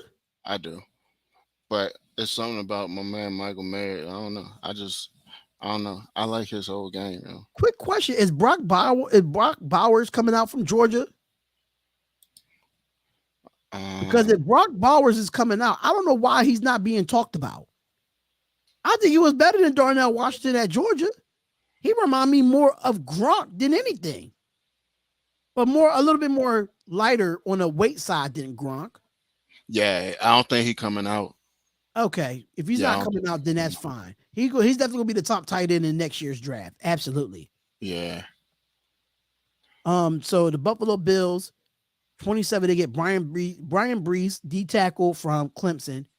The Giants, number 28, gets Darnell Wright, offensive tackle from Tennessee. That's my boy. He's a monster. The Saints go and get Will McDonald, edge rusher from Iowa State. But the Philadelphia Eagles go out and get this guy. I don't know how he drops to number 30 in his mock draft. BJ Ojolari from LSU.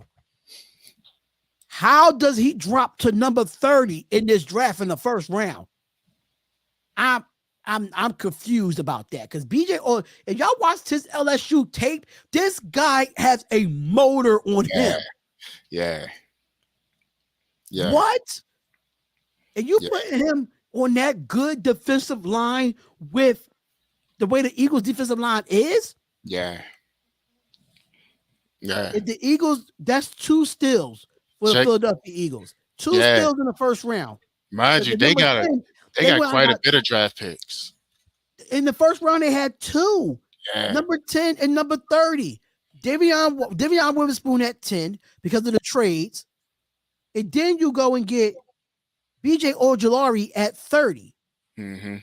And then the Kansas City Chiefs go out and get Kalijah Cansey, D tackle from Pittsburgh.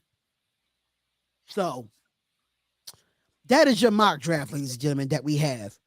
So I'm gonna keep this mock draft up because our actual guest is here today, ladies and gentlemen. I've been talking to this guy to get on this show for a while now, and now finally here he has mad interviews with great NFL players. And I was just recently watching the Corey Dillon interview that he had. But I have my guy, Mr. Zachary Barnett, on the show with us today. How are you doing today, sir? Pretty good, man. How are you doing? I'm doing good, man. Thank you for coming on, for the show, man. And I talked to you over the weekend to come on and stuff like that, man. So thank you to, taking time out your day because you was doing mad interviews and everything of that nature. So, how you feeling, man? How you ready for the draft this week? Hey, it's a part of the season. It's a never-ending thing, man. Like with the NFL, it keeps on rolling and it doesn't miss a beat. Absolutely, absolutely. But I know you cover a lot of football, but I want to ask you a few questions. NBA came on this weekend. Yep. Do you have a favorite basketball team? I'm a Celtics fan. They're looking pretty nice. Okay, so you guys see, I'm a Sixers fan, so we hopefully we gonna see each other in round 2. So that's gonna be very interesting to talk about behind the scenes and stuff of that nature. So I know games came on over the weekend, but I want to get your quick predictions of tonight's games for the NBA. Giannis is officially playing tonight against the Miami Heat. Who you taking in that series? With that situation, Giannis came in injured to the playoffs. So I think Miami's got it. I I think they lost against Atlanta in the play-in scenario. Just Yeah, they did. I think that they didn't want to see Boston. That's for sure. And you know how what they're doing against Atlanta. So like they shouldn't even won a game against the Celtics, but they did. Okay. And for tonight's game, Grizzlies and Lakers. Knowing that John Morant has the bad hand, but the Lakers won 2 in a row against the Memphis Grizzlies. They are in LA. And of course, LeBron James is on the Lakers. We all know this. But who are you taking in this game 4 between Grizzlies and Lakers? With that situation, I think LA is going to win another one on it. Just saying, because John Morant, that's the leader there.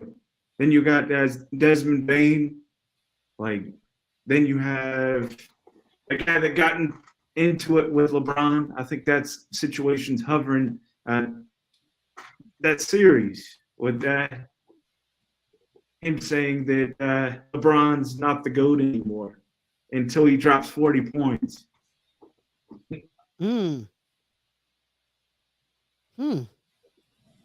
Mo, what you think about his picks, Mo? What you thinking? Make you reconsider that or do we still need to pick Milwaukee to win this game, or we switching to Miami? What we doing? Nah, as of tonight, I'm gonna go with Milwaukee as of tonight. Yeah, as of tonight, I'm gonna go with Milwaukee. As far as the series, it's just I don't know. You know, it's just I don't know. You know, like we seen, they don't got no identity without Giannis. You know, they confused. You know, Yeah, they don't have no they don't have no identity without Giannis. Agreed with that. So how a team on paper that's good without Giannis, even if you take Giannis out the equation, they on paper they good, yo. But how a team like that just be all confused without him, you know? But I don't know tonight. they like I said, I think they depend on him too much.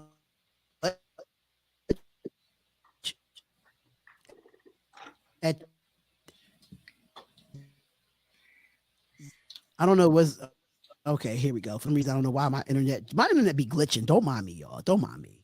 But question for you, Zachary, bro. Like, and I like to talk, sports, of course, but I want to be completely honest. How did you get into the sports industry? Like, what is your actual backstory of getting in the podcast? And your channel has been growing, and I see it. Your YouTube channel got like almost 5,000 subscribers, if I'm not mistaken. So how did you step into this sports industry, starting a YouTube channel and getting it to where it's at now? So like, what is the actual backstory behind your podcast? So for me, I went to college for sportscasting. Dan Patrick, you guys know Dan Patrick, pretty well known sportscaster. He started his own degree program at Full Sail University. At Full Sail, yep. And I graduated there in 2020. I started applying to sports jobs. They didn't want me, so that put a chip on my shoulder. I got a lot of those same emails that a lot of people get. You're qualified, but we're going to go with someone else. With that situation, that burned a fire in me. And a lot of people said I wouldn't make it. And I took it personal. I took it in a way of betting on myself and was reaching out to athletes. That's where this path got me. Like putting on a good show every week, reaching out to athletes. They're accepting me with reaching out so many times, like I mentioned to you in my messages with you. That's what it takes. and just overcoming a lot of obstacles. And that's what this field is. That's what it's all about, overcoming obstacles. And that's me, man. Yeah, because I've definitely seen your growth Mm-hmm. and seeing the interviews that you put on, and I'm like, yo, this guy is really getting these interviews and stuff of that nature. But overall, outside of you getting the interviews in itself, the podcast is a good podcast. Mm-hmm. Let's just keep it strictly 100 because I do watch it. I'm gonna send it to you, Mo, because he definitely puts on a great podcast. Great conversation that you had with Corey Dillon. That was really a great one there. That was a great conversation that you You had. talking about my live stream? Yes, your live stream with Corey Dillon. I seen that. I was actually watching it when I was out and about, and I had my headphones in, and I was listening in. And it was pretty dope to hear his side and talk about football and everything of that nature. So it was pretty dope. So you have a sports media company or sports media network of Mm-hmm. that nature, correct? Yes, sir. B&D Sports Media. Okay, so is it like a network of podcasters, or is just like a sports media company that you just do interviews and stuff of that nature? Is it like a group of people? It's just myself at the moment. Like, I'm trying to build a platform and branch out to different cities like Charlotte, North Carolina, which I'm at right now, Boston. Like, try to bring people up, like people that aren't Okay. getting the opportunities like they want and need. That's my vision for my company. That's actually something that reminds me of what me and Mo was a part of when a couple years back when I started the Spotlight Sports Network. Mm-hmm. And, that's what it was. I wanted to bring like I'm more of a on the YouTube side when it comes to podcasting because that's where my growth is at. My growth is not really well on Facebook like I wanted it to be, Mm-hmm. but I know my growth on YouTube is a little bit more better than it is on Facebook. So now I see the YouTube sports community when I started the Spotlight Sports Network. Mo can assist to this. Mm-hmm. And I said like I learned everything on my own but watching YouTube. Mm-hmm. And I took all my knowledge and brought people that was struggling on YouTube and bring them over because I have 3 channels, but 2 of them are sports. Now, the Darion Hopkins show is at almost 2,000.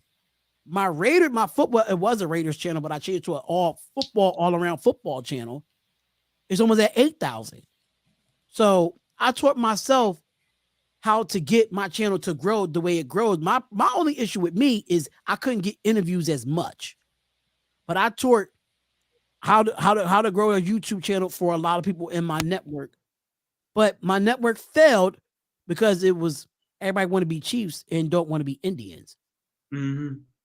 So when it comes to building a network, you want to find the right people. Not really failed, but just went back to his roots. Yeah, I just went back to my roots. So like I'm a play-by-play commentary type of person. Now I know you probably saw my YouTube channel. I'm not sure if you did, but I like to do commentary for, play-by-play for NFL games, NBA games, baseball, if I do have the time to do baseball. But outside of doing the podcast part, that's my entertainment of both channels Mm-hmm. is to commentate and stuff like that. So that was my roots. And that's what made me grow my channel, but people still watch the podcast and listen to it as well.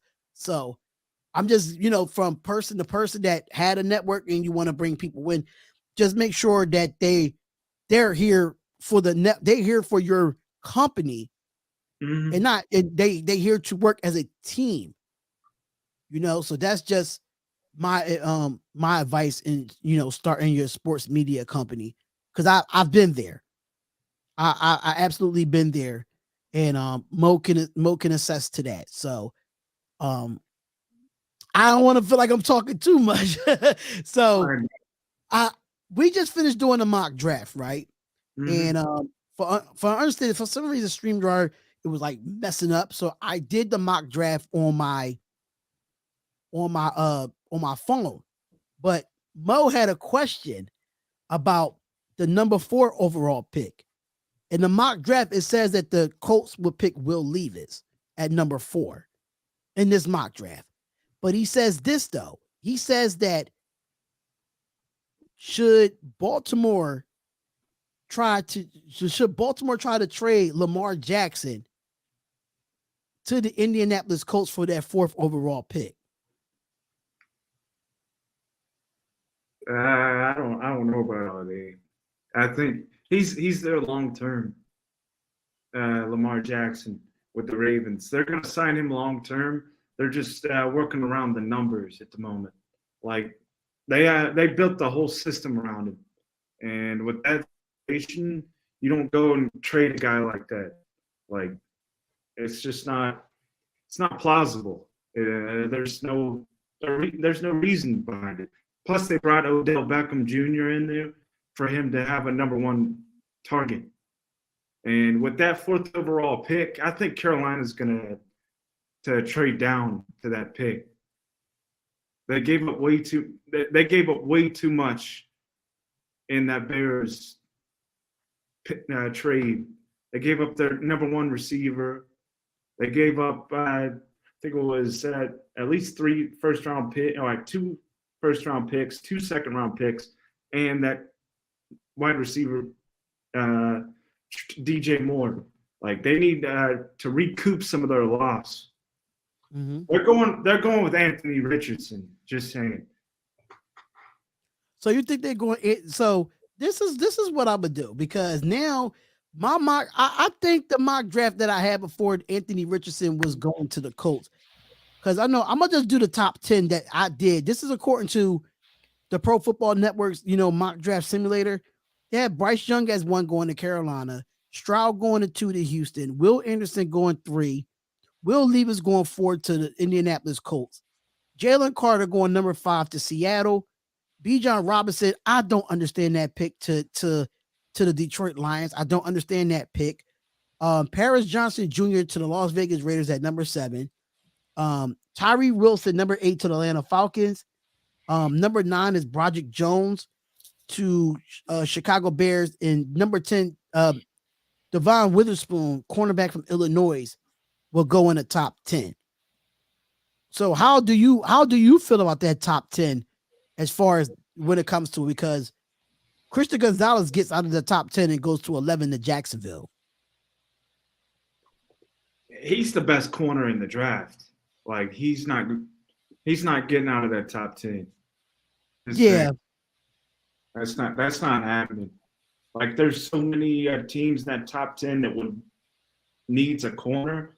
The Seahawks, the Lions, like then you have the Raiders, then you have Atlanta they need a corner. Like number 9 with the Bears, they need a corner. There's so many teams that need a corner in the top 10. So he's not getting out of the top 10. It's crazy because I just redid the mock draft. I don't understand this. Like, how is Chris? So in the mock draft, right? So it was a trade. It was a trade where they had the Patriots get the number 12 overall pick, and the Texans received the number 14th and the number 76 overall pick. So the Patriots moves up at number 12 to get Christian Gonzalez. I don't understand how he's still not in the top 10 in this draft, where you had Bryce Young at 1, Stroud at 2, with Anderson at 3. That's going to be trying to figure out, because I already know Carolina's going to pick a quarterback, but they're going to move. You made sense when you said they're going to move down. So Anthony Richardson goes to the Colts at 4. Tyrese Wilson go to the Seahawks at 5. But now they got Will Levis going to the Lions at 6. So, yeah, and they got us getting Jalen Carter at 7, knowing that the Raiders do need D tackles. I'm sorry to say, we do need that as well. But I don't know about Christian Gonzalez still being out of the top 10. Mo, what are you thinking about these mock drafts that's coming around, bro? What you thinking?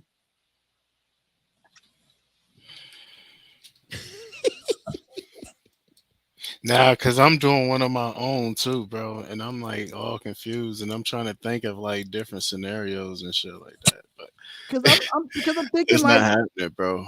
I don't understand Will Levis at 6. I don't understand that pick. I don't understand. exactly I didn't understand that what do you either. think about that pick at 6? Will Levis going to the Lions, knowing I knowing they got Jared Goff there?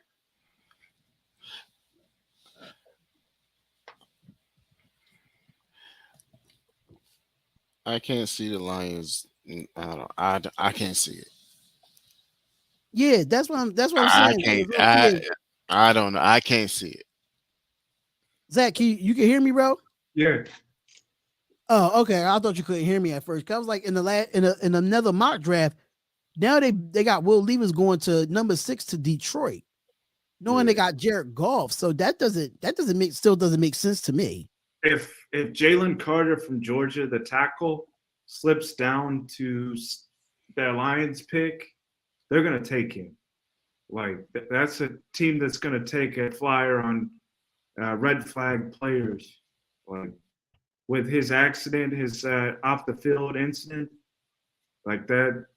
That's he should go number 1 overall. He has the talent. It's just the off the field stuff that's costing him probably millions of dollars. Like, Yeah. Mm-hmm. I mean, if the Raiders good Jalen Carter, I'm fine with that. I know Raiders like delusion.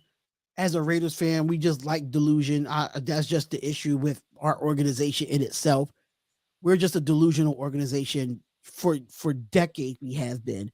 So, question to you, Zach: who is the most underrated player in this draft that could go in the first round? Who one of the underrated players that I know you've been, doing your interviews with, professional players, but I know you've been looking at the, the mock drafts and stuff like that, or doing your scouting on players that's coming into the draft. But who would be one of those underrated players that can probably move up and go into the first round? for me, it's the Georgia's tight end.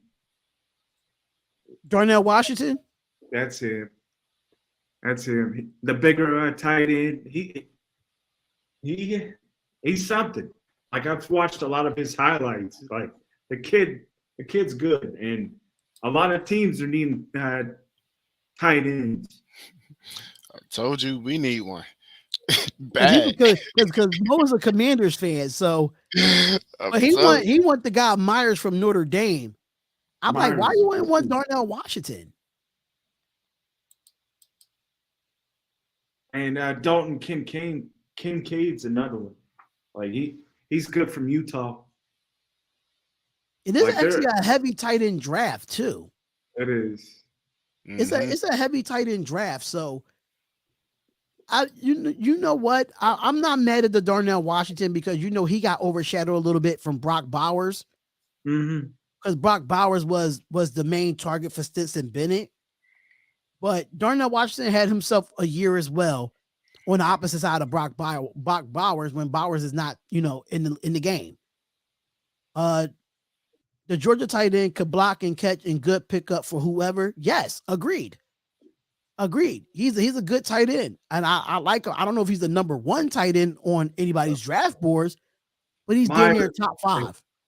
Myers is there, and it's 1A, 1B is Dalton Kincaid. Those are 2 guys that are a definite first round tight ends. Automatic. You could just pencil them in. And Absolutely. The NFL Network mock draft, they have the Chargers taking Kincaid 21st overall. And that's a solid. That's a solid. That's a solid pick. Mm-hmm. That's a solid pick for the Chargers, knowing that I don't want them to pick anybody good because I'm a Raiders fan. I really don't care for the Chargers. I don't really care for the Donkeys or any other team in the. Well, I gotta care for the Chiefs because they're Super Bowl champions. But unfortunately, as a Raiders fan, I wouldn't like that either. But it's gonna be pretty interesting. And the crazy thing that me and Mo were just talking about it, that before I redid the mock draft, the 15th overall pick was the Green Bay Packers, and I think they traded up to get the 15th overall pick. And then the Packers getting Anthony Richardson. I don't think, me personally, Anthony Richardson, I think he's not going to drop that far down. That's just me. I think he's I think he's a top 10 pick. I don't think he's a top 5 pick, in my opinion. But what would you think if he dropped down to 15, knowing that Green Bay is still trying to trade Aaron Rodgers and they got Jordan Love over there? So what would be your thoughts if that actually happened, that the Packers trade up the number 15 overall pick and get Anthony Richardson if he slides that far down? Well, let's get it straight on that Aaron Rodgers trade. I don't think it's going to happen because the contract that he signed, like $50+ million a year. You think the Jets are going to take that on? No. Let's keep it straight. Like, that's not happening. Like, unless Green Bay takes on at least a half of that money per year, they're not going to make the trade. And that's what's really holding that trade back from happening. And with Anthony Richardson, like you said, I don't think he's slipping out of the top 10. Like his ability, his play on the field when he was at Florida, like he has all the intangibles that the teams are looking for. Right. Like he broke every record at the combine.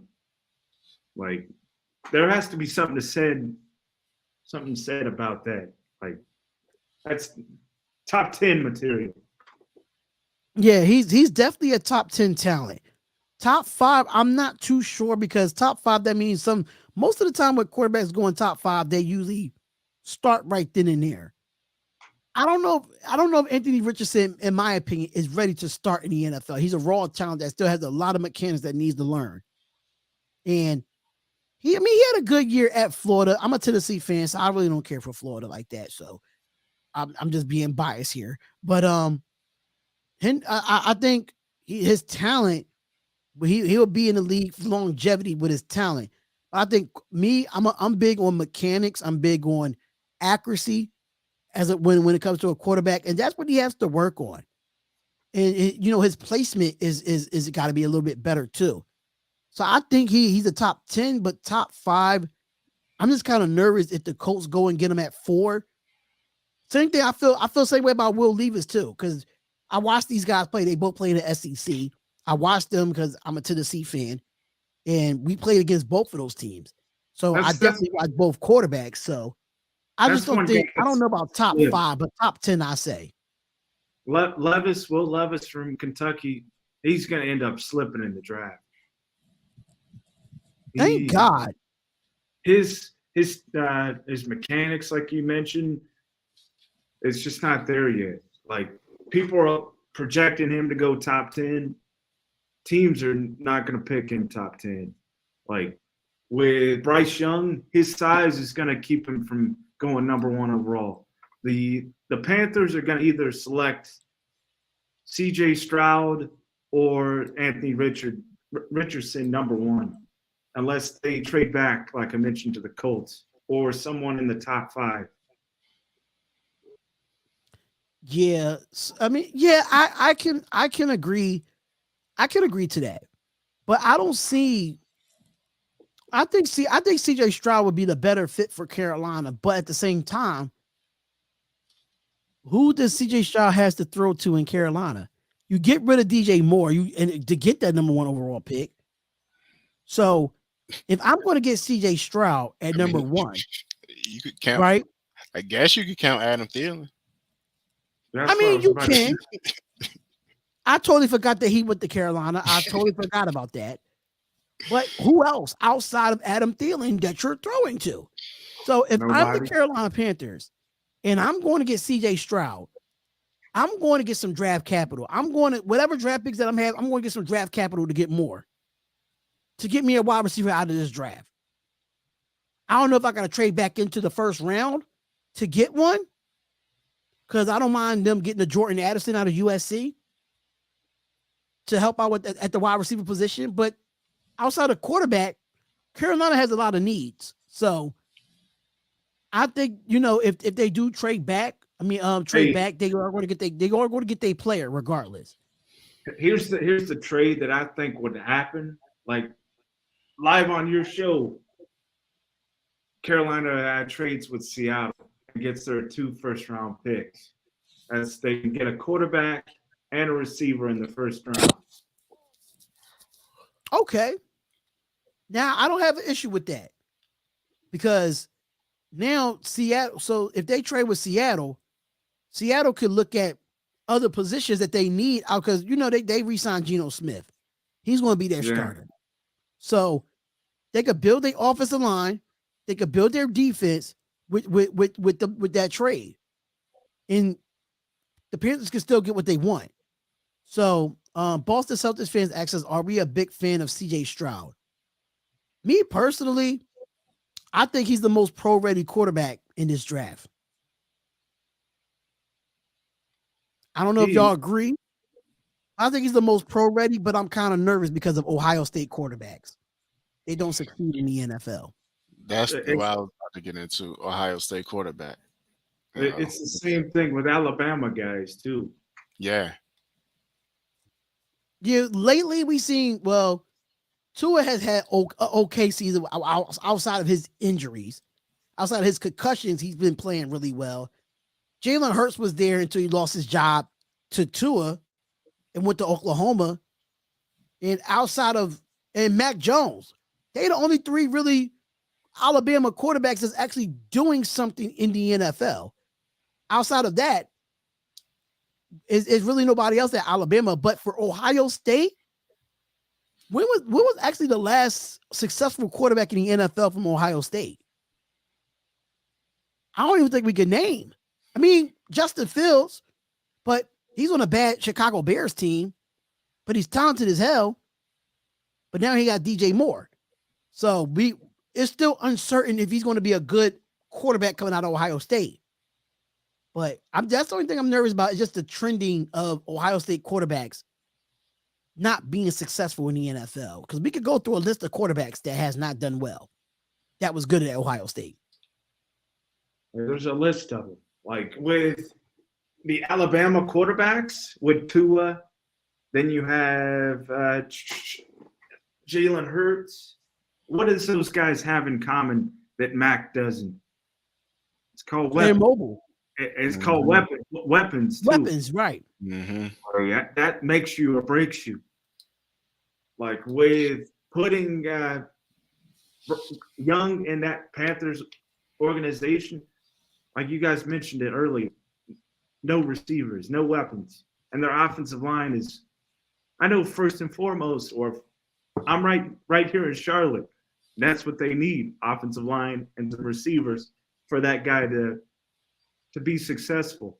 And with his body type, being 5'9", 5'10", that's not going to – he's slender. He's like 170 at best.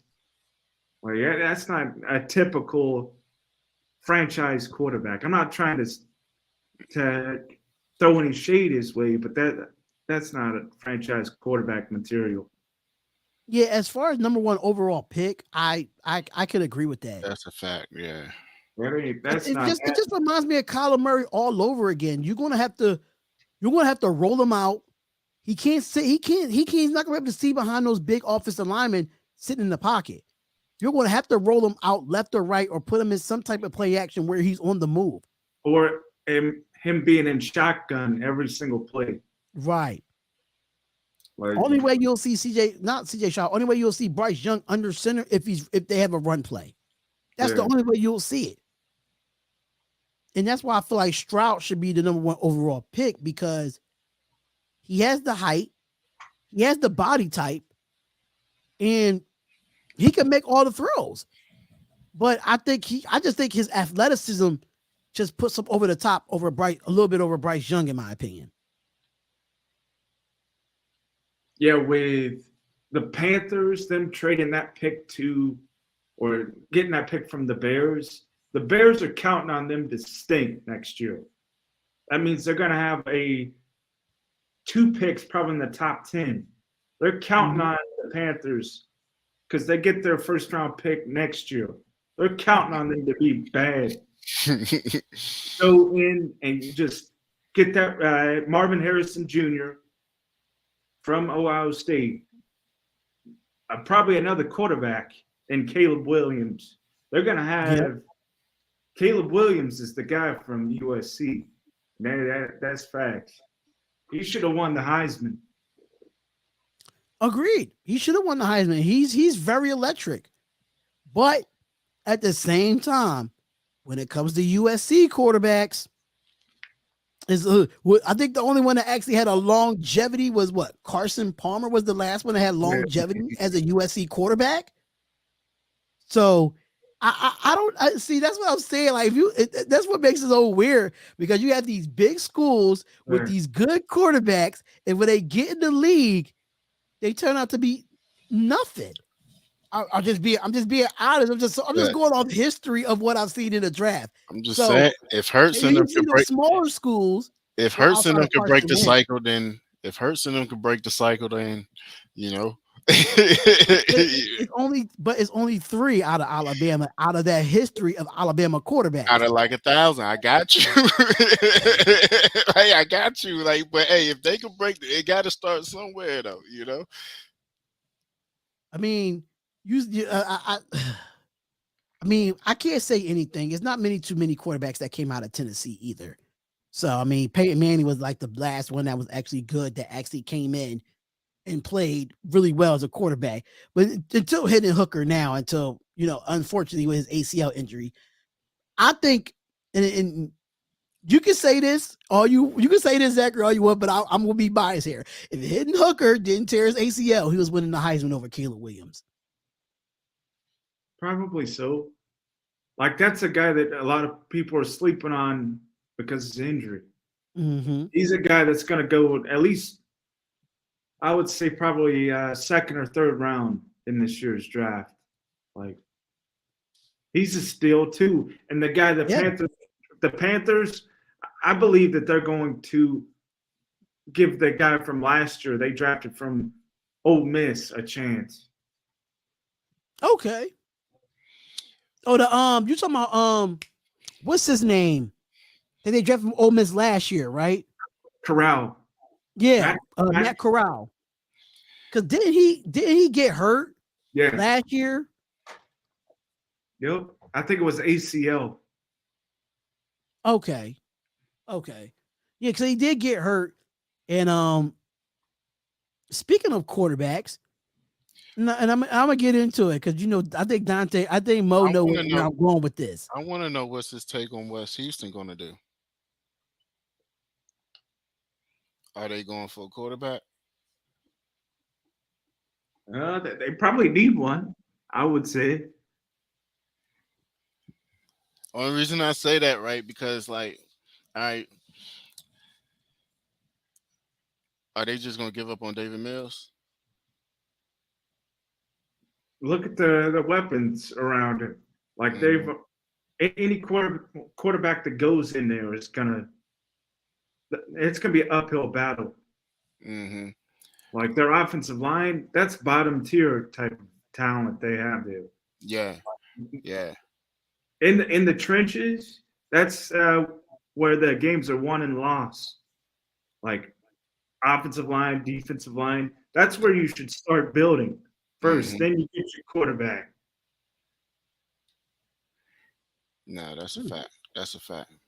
Agreed. Yeah, but that's how it's won. So, Boston Celtics fan had another question for us. It said, "What do you think about Stetson Bennett?" I'm gonna be completely honest. Matter of fact, I'm gonna let Zachary answer that question. What do you think about Stetson Bennett? He's very polished, that's for sure. Spending half his being with Georgia for so long, so much talent has gone out of that building, and he's still there after, what was it, 6 years? Something like that? Like, damn, he played 6 years in college? He's played there. Impossible? He redshirted like 2 years. Wow, now that I didn't know. He was My there for- God. He's like almost 30.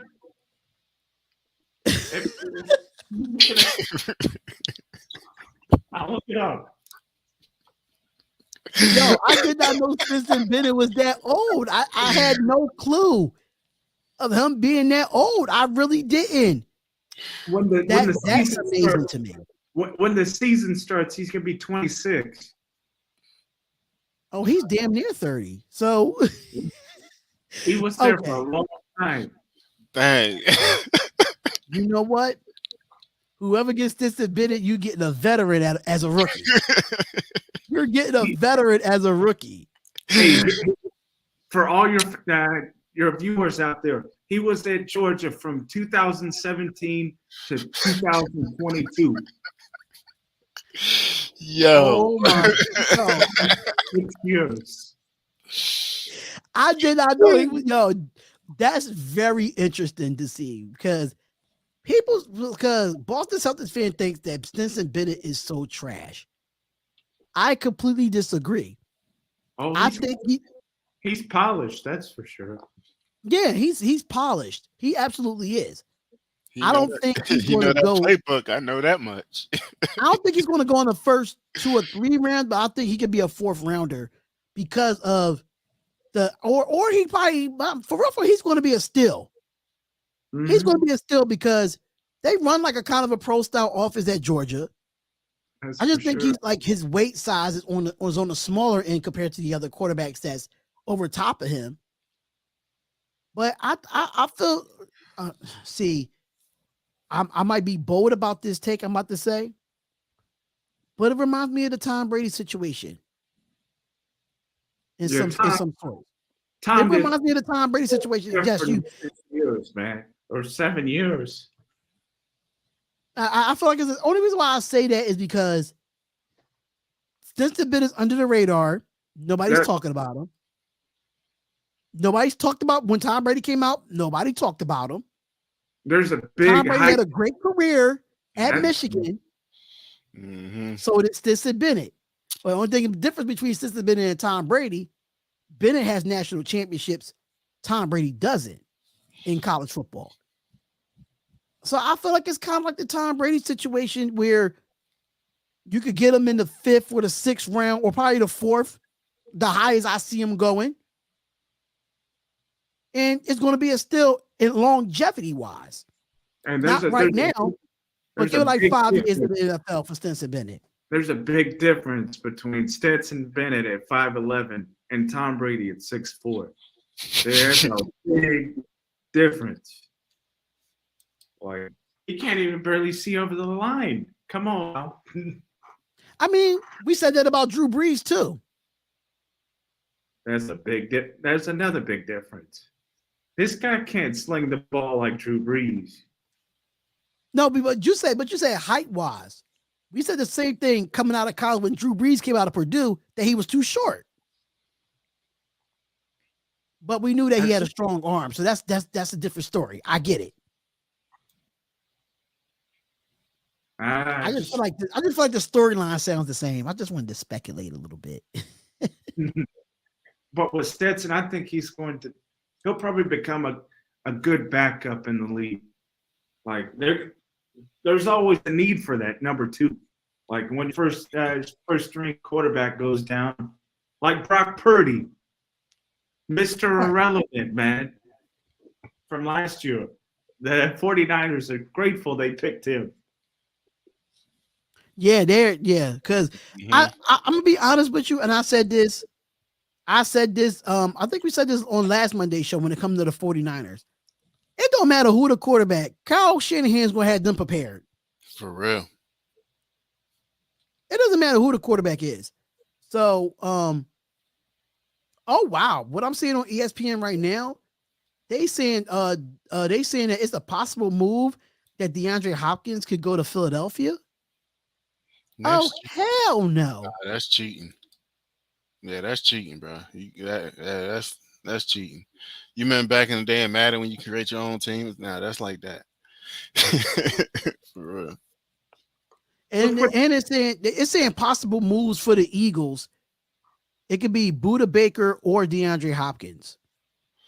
I thought Kansas City was on DeAndre Hopkins. Well, that was just a rumor because DeAndre Hopkins was asked a question of, you don't have to say yes or he didn't have to say yes or no, but just his face expression shows what teams he wanted to go to. He had I don't know if you saw that, Zachary. Did you see that video? McFadden was the guy interviewing him. He played with the Steelers. Yeah, so I no, Deion, that's just pure cheating. No. Yeah, so that's cheating right there. I mean, listen, if my Las Vegas Raiders wants to trade up to number 3 and get Buda Baker and DeAndre Hopkins for that 3rd overall pick, let's do it. I don't care who we trade. Trade Hunter Renfrow to Arizona. I don't care who we trade at that point. Because Raiders need some D-backs. And even though we went out and got Jacoby Myers in free agency, I'm not depending on him to be reliable. I'm not. After what happened last year against us, y'all seen that? Oh, the Chandler Jones interception? Yeah, I'm not trusting it. That was sad. Yeah, and then we go out and it's just mind-boggling to me that we go out and get the guy that we beat last year and sign him in free agency. It's the Las Vegas Raiders for you. That's why I say we delusional. We delusional. You know what's crazy? New England should have kept him. He was formulating a relationship with Mac Jones. They had a good chemistry, and they go out and give Juju Smith-Schuster the same exact contract. You guys gave Jacoby Myers for a guy that hasn't even sniffed the playbook yet. The same contract. Agreed 100%. They should have kept Jacoby Myers. I think the relationship he had with Mac Jones, they had great chemistry. But I still think they still needed a number 2 receiver. I don't think Kendrick Bourne is the guy over there in New England. But they still need a receiver. And I think they traded Jonnu Smith as well. Yeah, to Atlanta. So they're going to go. I mean, even they still have Hunter Henry over there. Yep. Oh, okay. And so they got a tight end that's reliable. So I think a number two receiver is what's really needed on the offensive side for New England. They need a number 2, 3, and 4. Oh my God. Like for real. Because I mean, like, who else was over there? But they picked up Mike Gesicki too. Yeah. Yes. Gesicki. Yeah, Bill Belichick loves his 2 tight end set. He loves that. Especially when Bill O'Brien came back from Alabama, bringing him back for the OC job. He is infatuated with 2 tight end sets. Him and Gronk and Hernandez was there. Yeah. And that would make me kind of confused with the New England Patriots as a football team in itself, because I don't understand how you had Matt Patricia calling offensive plays when he's a defensive-minded person. I was confused about that. And I'm happy that Matt Patricia is the senior defensive assistant in Philadelphia now to go back on the defense side of the ball. I just didn't understand had Matt Patricia try to call offensive plays. That's why I feel like, me personally, Mac Jones had a down year because you had a defensive guy calling offensive plays. I'm just saying. Yeah. Then you had Joe Judge doing the same thing. Mac Jones had too many people in his ear. Like, do this, do that. Then you have Bill Belichick in his ear too. Like, that is a recipe for disaster with a young quarterback. Yeah, especially with Mac Jones. He's coming from winning all the time in Alabama, and you just being undefeated, never losing, winning national championships, to go to everybody in your ear looking confused. You can see the frustration on Mac Jones all season long. If you've seen him in primetime games, you saw the frustration in his face. You just saw it. So, Mo, you have any more questions for Zachary before we head out, man? Because we almost at the 2:30 mark. What's your take on fantasy? Do y'all do fantasy sports book? Not really. Like, I'm pretty focused on my sports stuff. I don't really do fantasy football. Like last year I did it, had a decent year, but that's like the first year that I actually really did it seriously. Like I don't get caught up in all that, man. Like there's a lot of different things that go around in it. You got to be focused on the fantasy darlings, all that sort of stuff. Yeah. Fantasy. Yeah, it's a whole different type of focus. Not for me. Do you bet at all when it comes to like sports books and stuff like that? Listen, I tried and lost mad money. No. I told myself I am officially hanging it up. Betting in fantasy football is not in my forte anymore.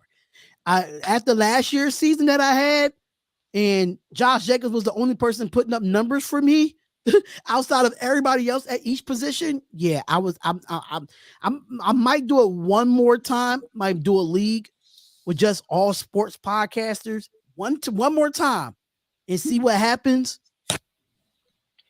and go from there.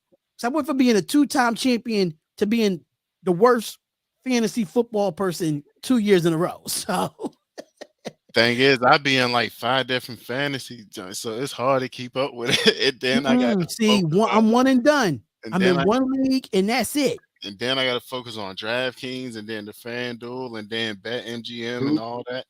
It's a whole different world. That's Mo's forte. That's his forte when it comes to sports betting and fantasy football and all that stuff.